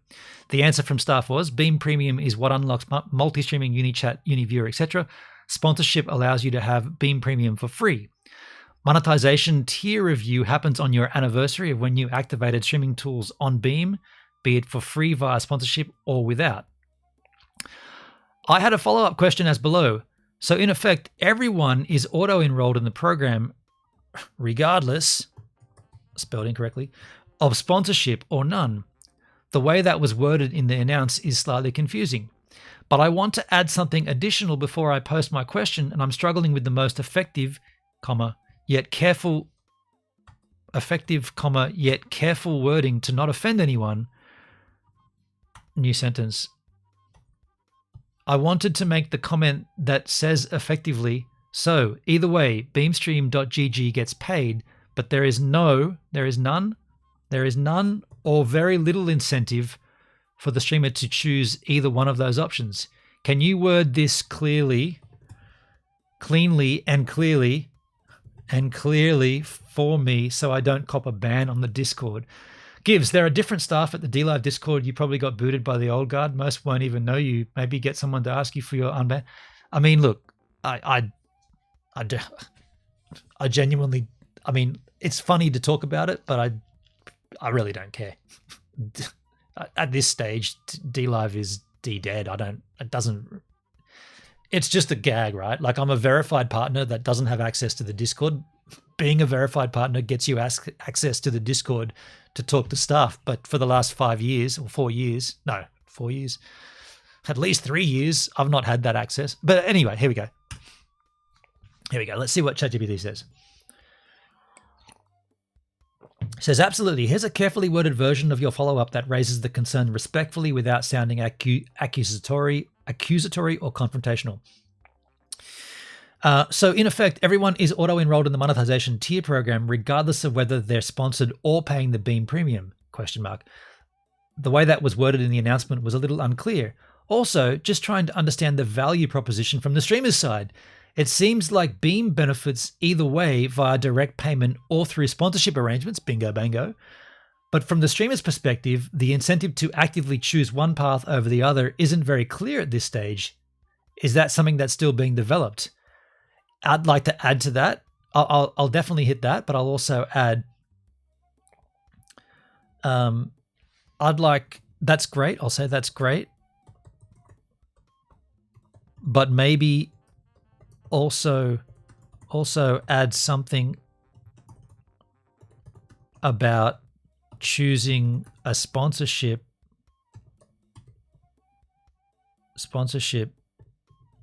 literally gives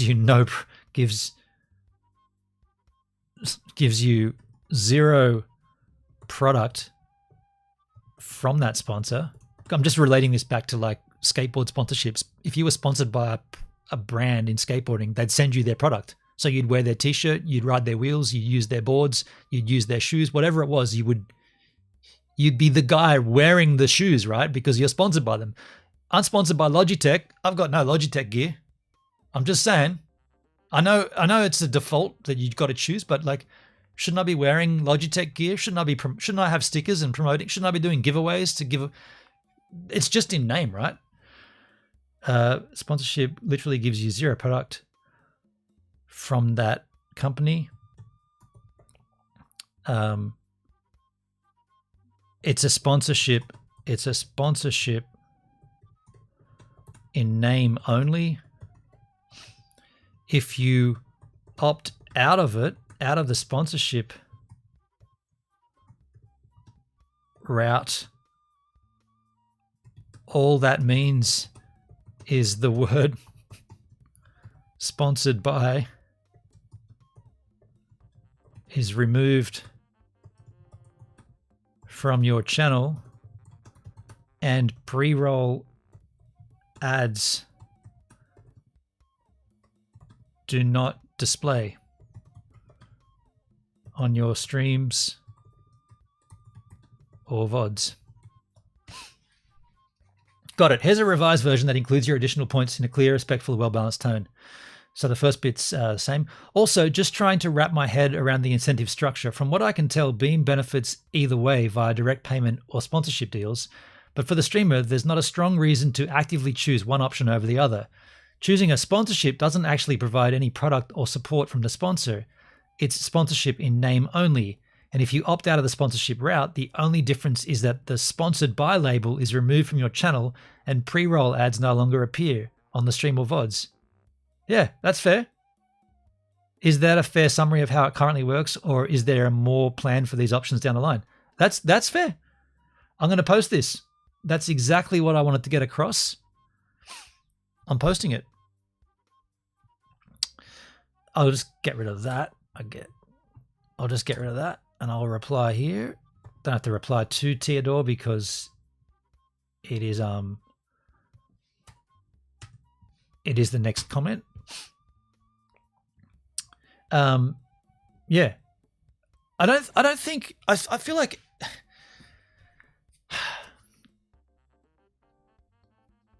it's a weird one at this stage because where we're at in terms of live streaming, there isn't. I'm trying to do this eloquently here without using ChatGPT, but there's nothing. Beamstream, the only thing Beamstream provides right now that's sort of different or like interesting is that it has a social element to it. There is a homepage. Streams populate the homepage. You can get discovered. There is searchability. There is the potential for people to find your channel. Restream.io, when you sign up to the paid tier level, there's nothing like that, right? You have access to these multi-streaming features and this UniChat feature, but in effect, you're in a closed, sandboxed ecosystem. You're not on a page. You're not going to be discovered. No one's going to ever see your content. It's just the place to do it. So Beamstream came in and said, we can do multi-streaming better. We'll make it a platform. We'll give you the potential for homepage props. We'll give you the potential for searchability. We'll give you the chance for discoverability. That's cool, right? But that's the only thing right now. Now, you might say, well, they've also got monetization. Yeah, it's here. It's in beta. You automatically get it, but what does it actually benefit you? If you have to be a premium, and premium can be from sponsorship or by payment, the only one at that point, the only one benefiting is the platform, because everyone that joins up has to choose. They have to choose either I'm going to pay you or I'm going to have a sponsor. And if they go the sponsorship route, sponsors are happy, Beam's happy, Beam gets paid. So I feel like there needs to be a level below that that says, I don't want a sponsorship. I don't want to pay for the privilege of streaming, and I don't want monetization. I just want the features of the multi-stream, and then I'll put this out to other platforms and I'll choose my platform of choice and go through their monetization process or program.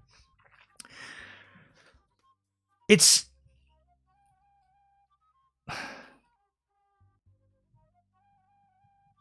there doesn't seem to be anything else here at this stage. There's no in-app currency. There's no crypto. There's no blockchain. There's no Web3. There was this talk quite a while ago about having this panels thing where the viewer could move the streamer's shit around, and like this is just. I said this at the time about 12 months ago. No, not 12 months. About 8 months ago, there was this conversation about, yeah, if you're watching a stream and you don't like that the streamer has something up there, like a game or a browser or whatever, you can move it and you can, I'm like, man, streamers set their streams up very, very carefully, and they choose their layout, they choose their OBS and their 700 screens, and they don't want the viewer to be able to change that. They've decided that, but somehow Beam thought it was a really cool thing to work on where you can watch the stream and move the shit around. It's like, that just seems so dumb, right? Like, yeah, but they, and I haven't heard anything more about it. It was like 8 months ago. They were all like, this is in testing. They did streams about it, discussing it, panels. It's like, are you really working hard on this idea of a viewer being able to drag my background out and put me on a Windows Vista display? What's the point of that? Like, the no money tier, Elfsar. Yeah, the no money tier. Human me would have just said, this looks fucking shady. I mean, look. Hexy Mofo in the house. How you doing, man, on YouTube? Cheers. How you going, Hexy? Oh, by the way, I've still got to check out DJ Cryptomatics for those. Yeah, I will do that. Yeah, I don't know. Like, I'm not poo-pooing Beamstream, but there is a gap that hasn't been filled. That what they're offering is not. It's not filling that gap. It's not. Yeah, it's not what streamers need, right? But you could turn around and say, yeah, but hosting a live streaming platform isn't cheap, you know. They need to make the money. And sure. I mean, we literally just see today another platform disappearing, Noice, right? Not Noice. It's over. Noice is done. I didn't even know what it was. I just started over there. Let me show you. Noice. Noice. I'll bring this down. Noice Studio. I'm live right now. Check if he's finished entering his answer in ChatGPT to paste in the Discord. Oh, I didn't even check, dude. No answer yet. Noice. So if we go to my channel, I've got 5 followers. Start a new stream. I'm live right there on there, aren't I? Aren't I live on Noice right now? Anyway, here's the important message. Important message to our community. Noice will be closing its doors. It makes me extremely sad to announce that funding that we've been working on all spring to secure fell through at the last moment.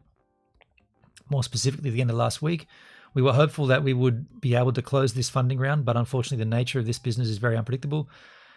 To our creators and viewers, we are so grateful for all your support. This community is and always will be the best.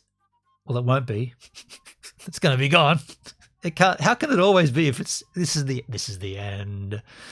And it feels like such a waste to lose something that was so great.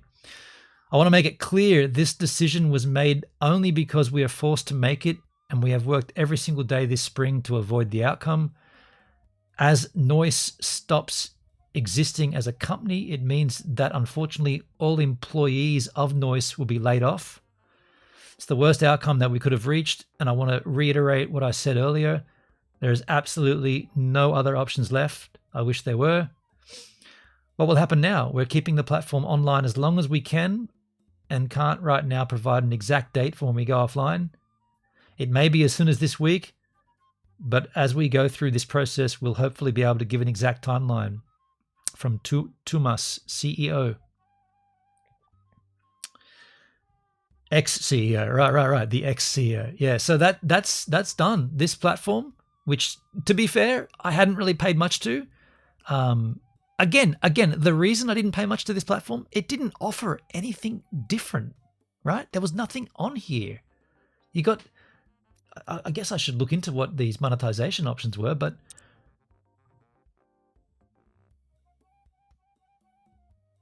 something went wrong with loading. Like I'm just saying, like, so if you're gonna do, and here we go, right? You've all heard this from me hundreds of times. If you're gonna do something in this space, you've got to do what DLive did. You got to break ground. You got to make it so compelling. You got to make it so interesting and so compelling that everyone's going to want to be a part of it. That's what DLive was in the golden era. The DLive golden era, when you as a viewer earned Lino by watching my content and me as a streamer earned Lino by streaming. Now you might say, yeah, but Gives, that also failed. Yes, it did. There came a point on DLive's trajectory and on DLive's historical rise that it all collapsed. Now, Justin Sun came in and saved the day. Arguably, you might say he blew it all, and I'd agree. That guy, whatever, he didn't give a shit about it, but he bought it and he controlled it and he swapped it out to BTT and all that stuff. We know the story. The point is, for a little while, for a small slice of live streaming history, there was a platform that was so unique and so rewarding and so compelling that it prompted me to go deep in, head over heels and start. And I know a lot of you too. I know a lot of you guys did as well. It was perfect for a while. If someone's going to come out here and do it again, it has to be along those lines. It has to be streamer incentive. It has to be viewer incentivizing, right? You got to have those two things have to be checked off. I don't know what Noice did. I didn't look into it deep enough, but it didn't last very long. And unfortunately, they're all done and dusted. Yeah, it's a shame, but there it is. I guess it's no different to DLive, right? It's just another platform that belly up. Elfs are humans abuse the system. Will always be the case when money is involved. Yeah. Yeah, that was the Justin Sun streams. Yeah. I'm gonna. I can't do it like him, but I'm gonna do a live stream where we're gonna talk about the future of the future of decentralized blockchain-based live streaming. Oh, are you gonna do that, Justin? Okay, cool. For those of us that don't have access to the DLive protocol because it's a Windows-only peer-to-peer streaming platform, just confirming, will that stream be done on DLive.tv or will that be on DLive.org? Oh, you idiot, gives him a, can't believe he asked that, what a big idiot. Of course it's going to be on DLive TV, you big idiot. I'm just asking because I don't have access to the .org, and like from the time Justin Sun took over DLive, he pretty much said straight out very, very clearly that the future of live streaming is decentralized peer-to-peer. That's not what DLive.tv is. So if he's going to do a stream where he's literally addressing the platform and the future, I want to see it. So can someone, if it's not on DLive.tv, can someone just capture the VOD and then upload it so we can all watch it? Are you fucking idiot? Well, this gives him the guy. It's all about gives him it. Oh, fucking way, winch. And what happened? He fucking streamed it on DLive.org and none of us got to see it. And when I came back into the Discord to say, what happened there, guys? Just asked and I got flamed for asking, and he did the thing that I said he would do. Nobody came back to me and said, yeah, Gibbs, you were kind of on the money there, man. Sorry we jumped down your throat. Yeah.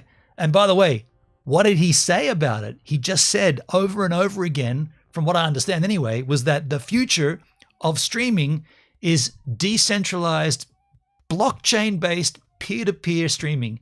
And then fast forward another, say, maybe 18 months, DLive.org, it's gone. DLive.org's gone, dude. Look. Get your head around this. DLive.tv still exists. DLive.tv, the platform, there it is. DLive.tv, still rolling. DLive.org, which was the peer-to-peer based live streaming platform, defaults to DLive.tv. Look, they've rerouted it. Did you see that? It's rerouted to DLive.tv. You type in DLive.org, which was the URL. There it is, DLive.org. Hit it. Rerouted to DLive.tv. So my point is super clear. When a platform is created, it has to fulfill the gap or it has to benefit the streamer, it has to benefit the viewer. DLive.tv did that in the golden era, which is the time pretty much from when PewDiePie made his, I think it was April 2018. From when DLive got that 12-month contract, did I say DLive? From when PewDiePie got that 12-month contract with DLive, that's the start of the golden era. From that point, probably to maybe most of the way through COVID, that was what I would consider the golden era. Even a little slice of when Lino died and when it went to BTT, there was a little pocket of time there when it was still reasonably golden. The hue was a little bit tarnished, but it was still sparkling gold slightly. And then all of a sudden you remember they kept taking things away? Do you remember there was moments in the history where certain things, I'm struggling to think of the specifics, but there were certain things that kept getting removed. People would come in, this is when I still had access to the Discord. People would come in and say, oh, this feature hasn't worked for a while. And they're like, oh no, and Tidy was like, yeah, we're working on that. Yeah, we've been working on that. And then there'd be like months go by and someone would be, hey, that thing's still not working. No, we're working on that. Yeah, we're working on that. And then in the background, remember when Tidy would do those community streams and he'd have these, he'd always show stuff like his tip jar, his emotes on the bottom of the screen for who's on live, who's in the chat, all those features, they weren't anything to do with DLive. They were all Tidy Lab stuff. So he came onto the community streams to tell us about the platform and the developments, and there wasn't any. There was no developments. There was no platform enhancements. It was just Tidy Labs, which was his little plugin to work with the site. You didn't need to use it, but it was benefiting him if you did. He had a little bit of a thing going there for a while, didn't he? A little bit of a thing going there. A little bit of an earner going on there. That's funny. And yeah, then slowly all those features just got eroded from the website. And yeah, it's telling when Elfsar, you told me last week, you told me that Crazy K-Man left. That is big, right? Well, hold on a second. When Tidy left, that was epic. When he pulled up stumps and went to kick, when he left, that was like, well, shit me. What happens now? Because TidyLabs.tv, is it .tv? Tidy Labs, whatever the URL is. Tidy Labs is so deep ingrained in DLive. The guy who runs Tidy Labs, he stepped back. Remember, he stepped down from his community role. He was head of community and he pulled back to a different role. And then he's like, oh, and by the way, I'm quitting entirely. So what happens with your Tidy Labs? Oh no, that'll still go. Cha-cha-cha-ching. I've still got that going, right? Like, and then he gets a job with Kick as well, which no shade there. Like, good on him. Go where the cash cow is, right? I was there for the crumbs. Yeah, dude. What a strange. I don't know, like I've wanted a DLive part 2, right? I've wanted it, but it's never going to happen. I wonder why they never incorporated Tron into DLive. Well, funnily enough, Hexy, they did. And I requested my payment through USDT on the Tron chain. So that I guess that came later. At first the BTT, so at first when Justin Sun acquired DLive, there was a period of, what do they call it? It wasn't an outright purchase, but it became an outright acquisition, but it started off as something else. I can't remember the terminology, but there was a point where your Lino was converted. Fuck, man, I can't remember. I can't remember it clear enough to state it because I don't want to go on record and said I got it all wrong. But there was a strange period there, and then it was like, oh no, Justin Sun bought it outright, and he's going to swap it to BTT, which is pretty much my entire crypto history. That's how I got involved in crypto. BTT old to BTT new. Yeah, that was the redenomination. Yeah. But there was a point before that where you could take all your Lino and run, or you could convert it to BTT before this conversion, right? Before this new denomination stuff, but you could take your Lino, convert it to BTT, earn a percentage. I think there was a 9% bonus. And if you locked it, the bonus was bigger. And that's when Cincy took money and ran, and everybody got upset. And he's like, I'm taking my kids to Disneyland. Calm your tits down. I'm rewarding my kids. Took like two grand or something and took his kids to Disneyland, and everybody got all angry with him. It's so dumb. Funny, yeah. But yeah, but so when K-Man left, when Keith left, I wasn't there to see it, but did he do a final stream or anything, or did he just wither out and smolder? because that's a very interesting situation he was in, because he managed to become a global partner very, very early. Like he rode all of that DLive train pretty much as a global partner. Like when I first met him, he was a GP, and that was just at the PewDiePie days. So Keith acquired GP status either before or just around the PewDiePie day, which was incredibly lucrative. Like you were earning a lot of money on that platform because of people like PewDiePie. You know, people getting ninjets. He'd get ninjets multiple times in your stream. I kept mine as lemons. You did, Netskis? Yeah, okay. Yeah, that was a really, yeah. And so when Keith left, what happened? Like, what did he go out in a blaze of glory, or what? How come Crazy K-Man left DLive? Like, he gave up his global partnership. He's not there, right? Like, how do you? What? I can't even remember his handle. Yo, Aaron, how you doing, man? Over on YouTube, Aaron Yandel. He bounced when his 4-year anniversary. When you look at hands off. I like how he doesn't see. He bounced when his 4-year anniversary came, and no DLive staff even cared. Hey, wait, he only got a 4-year anniversary? Did you guys ever see my 5-year? Did you guys ever see my video I made for DLive for my 5 or 4-year anniversary? Did you guys ever see that? It's worth showing you if you didn't see it. I kind of want to play it. Search doesn't work well at present. Can someone give me? I can't even remember how to spell his name. Crazy K-Man. So, by the way, that's a feature that they took away. Search never worked on DLive. It never worked on DLive. Can someone put in the chat how he had his? I can't remember how he spelled his name. It was uppercase C. He's not streamed in a long while. Crazy K-Man. No, wasn't there a C and a 3 or something in there, Netskis?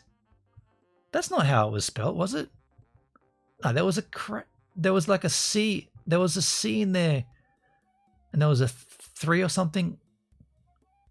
I'll search for that, but I don't think that's it. Maybe, yeah, no, that just brings up categories. There was like a 3 or something. I can't remember.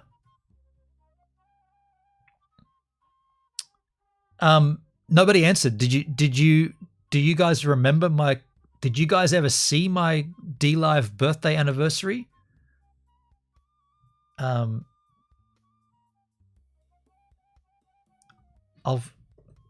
you answer or while you don't answer, I'll bring it up anyway. It's worth watching. Oh, there. Thank you. Hexy, it seems like they stopped the chest and then it kept getting worse. Absolutely. You were there from the get-go. So you got a link to his actual channel there. Thank you, Elsa. Copy link address. You got a link to his actual channel handle. Yeah, it's a hard thing to type. Crazy K-Man with there's 4s in it. Streamer is offline. Last live 1 year ago.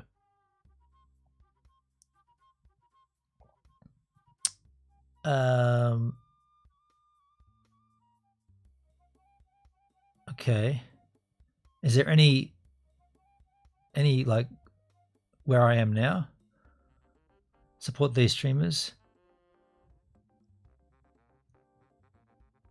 Yeah, he had a Razer sponsor. I wonder how that all works. Am I following? Am I following him? Yeah, I'm following. I'd followed.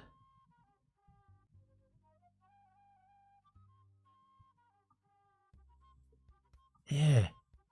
He's still global partnered, but hasn't been live for a year.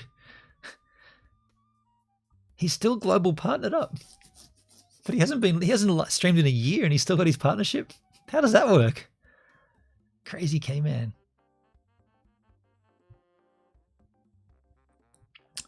Anyway, let me show you this.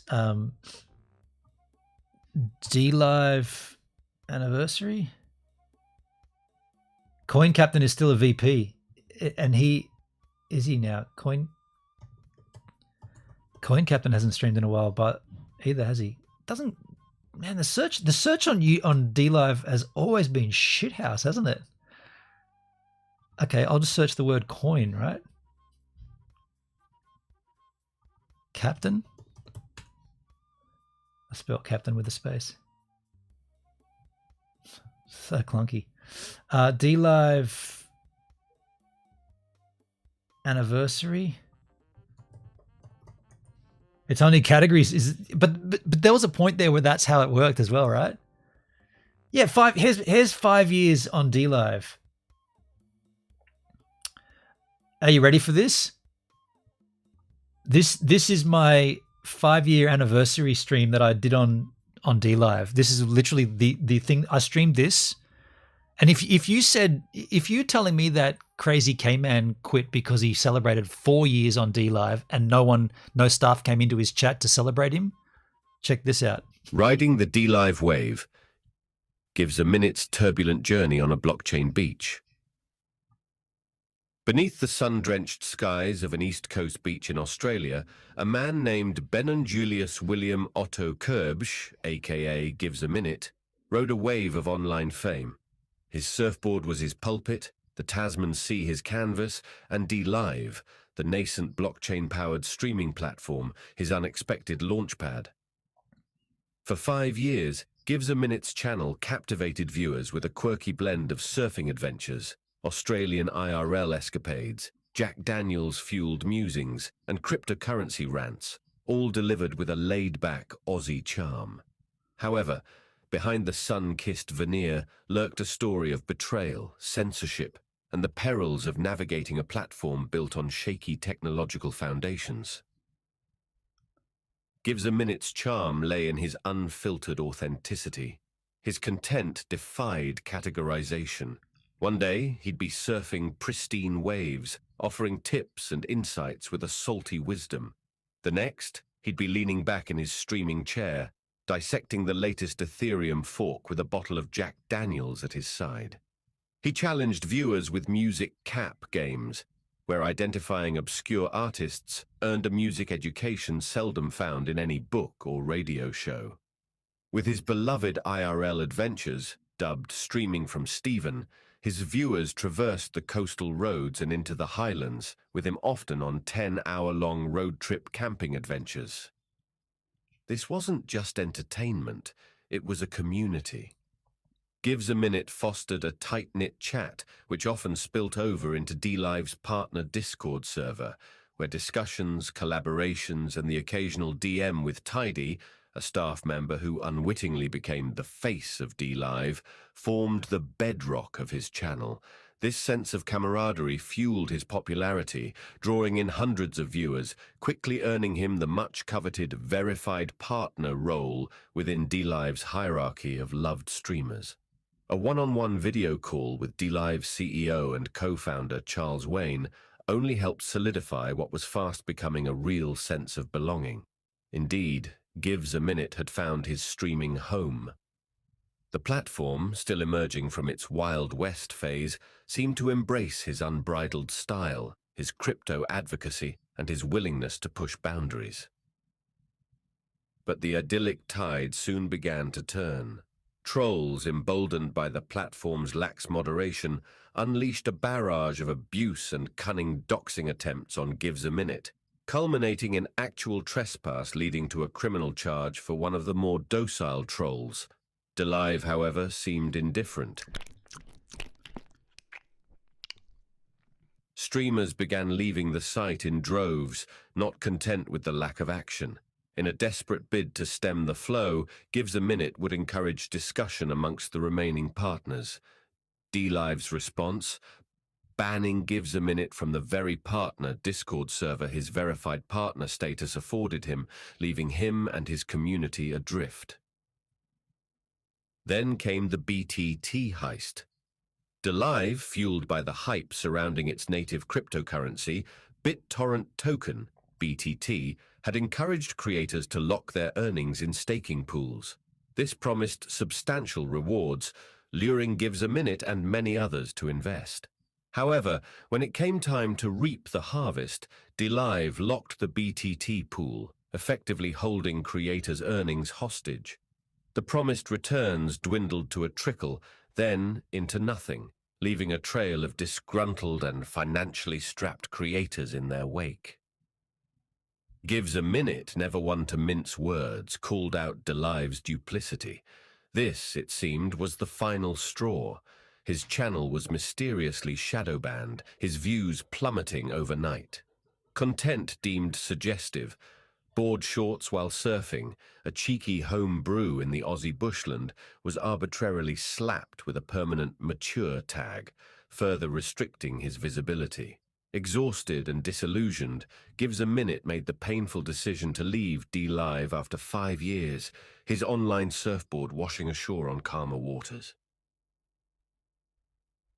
Gives a Minute's story serves as a cautionary tale for the treacherous waters of unregulated online platforms.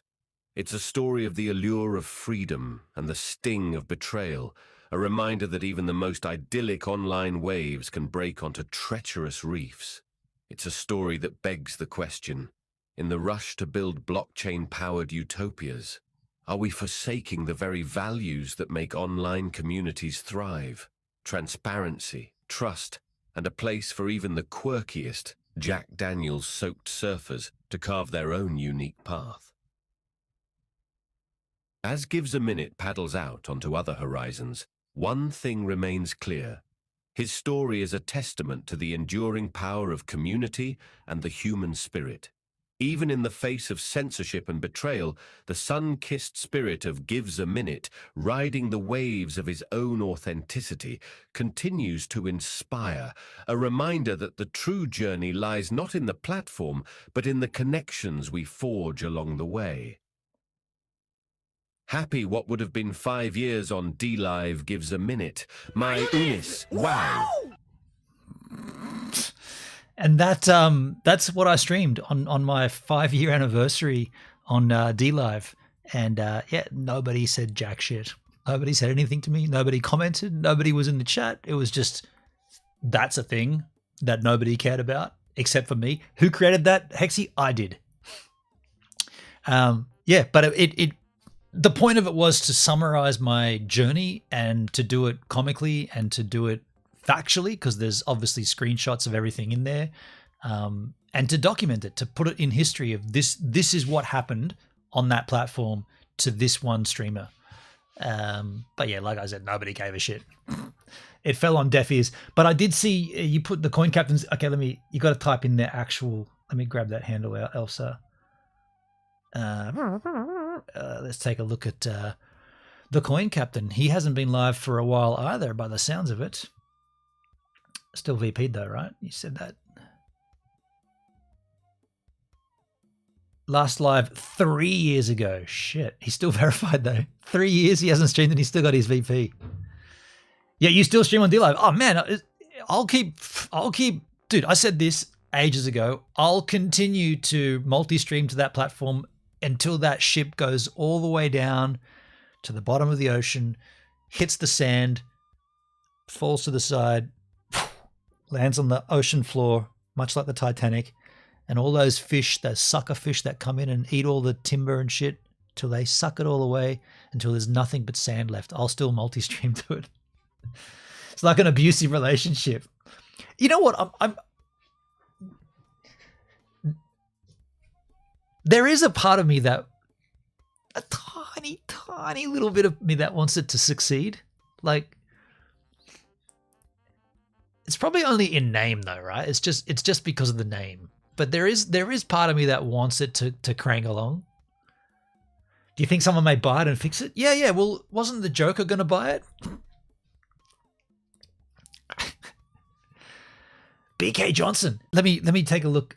Sorry, the Coin Captain, right? Yeah, I'm following Coin Captain. Unfollow? No, I'm following.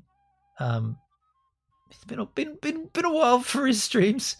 BK Johnson. I'll just type it in here because I just need the extra at the end of the handle. BK Johnston or Johnson? Johnson. He got his VP removed for replaying content live. For replaying content. Huh. Did I type that wrong? Copy link. He got his content removed. It looks like he got his whole channel removed. That's weird. I typed it in and it didn't work. So he's not... Oh, hang on. Fail. I thought replaying content featuring DLive might get me back on track, but apparently others disagree.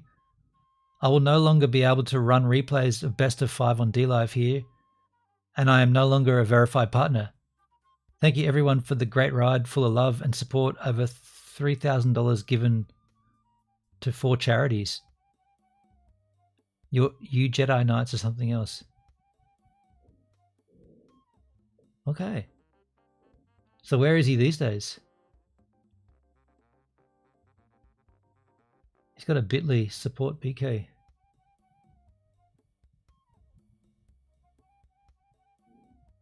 So PayPal donate. I thought that might have gone to a LinkedIn. Welcome to BK.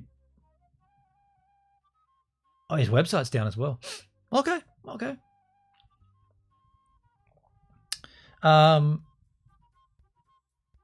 Scott is hard to communicate with. Who's Scott? Last time I talked to him, he was missing teeth. Yeah. While we're here, let's take a look at.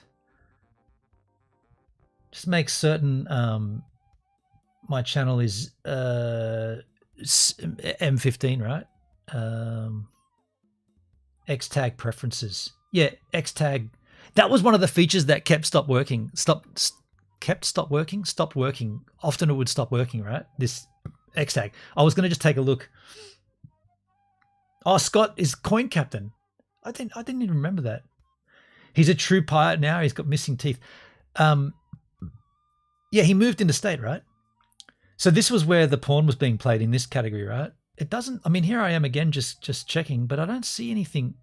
I mean, this chick here has been live with this content for days. I think that what you've, wow, when you pause it comes up with the, what happens here, that's just replaying content from, that's just uploaded video. That's not live, right? That's just reruns of her content, I guess. But that's been going on. Whenever I come into this movie world category, I see that. I haven't seen anything sketchy. That's the end of that. Yeah. And if you go to the homepage, I can guarantee up here on the wheel, there'll be Patriot Soapbox News. Official Bjorn TV. Useless Crayon Eater. Or Jarko. Factory Bros. Do you want to give back to your community? To DLive. Okay, my bad. Patriot Soapbox News is not there. Most of that is just pre-recorded videos, farming, OnlyFans link. Yeah. Useless Crayon Eater is talent. I mean, I remember that name from ages ago, yeah.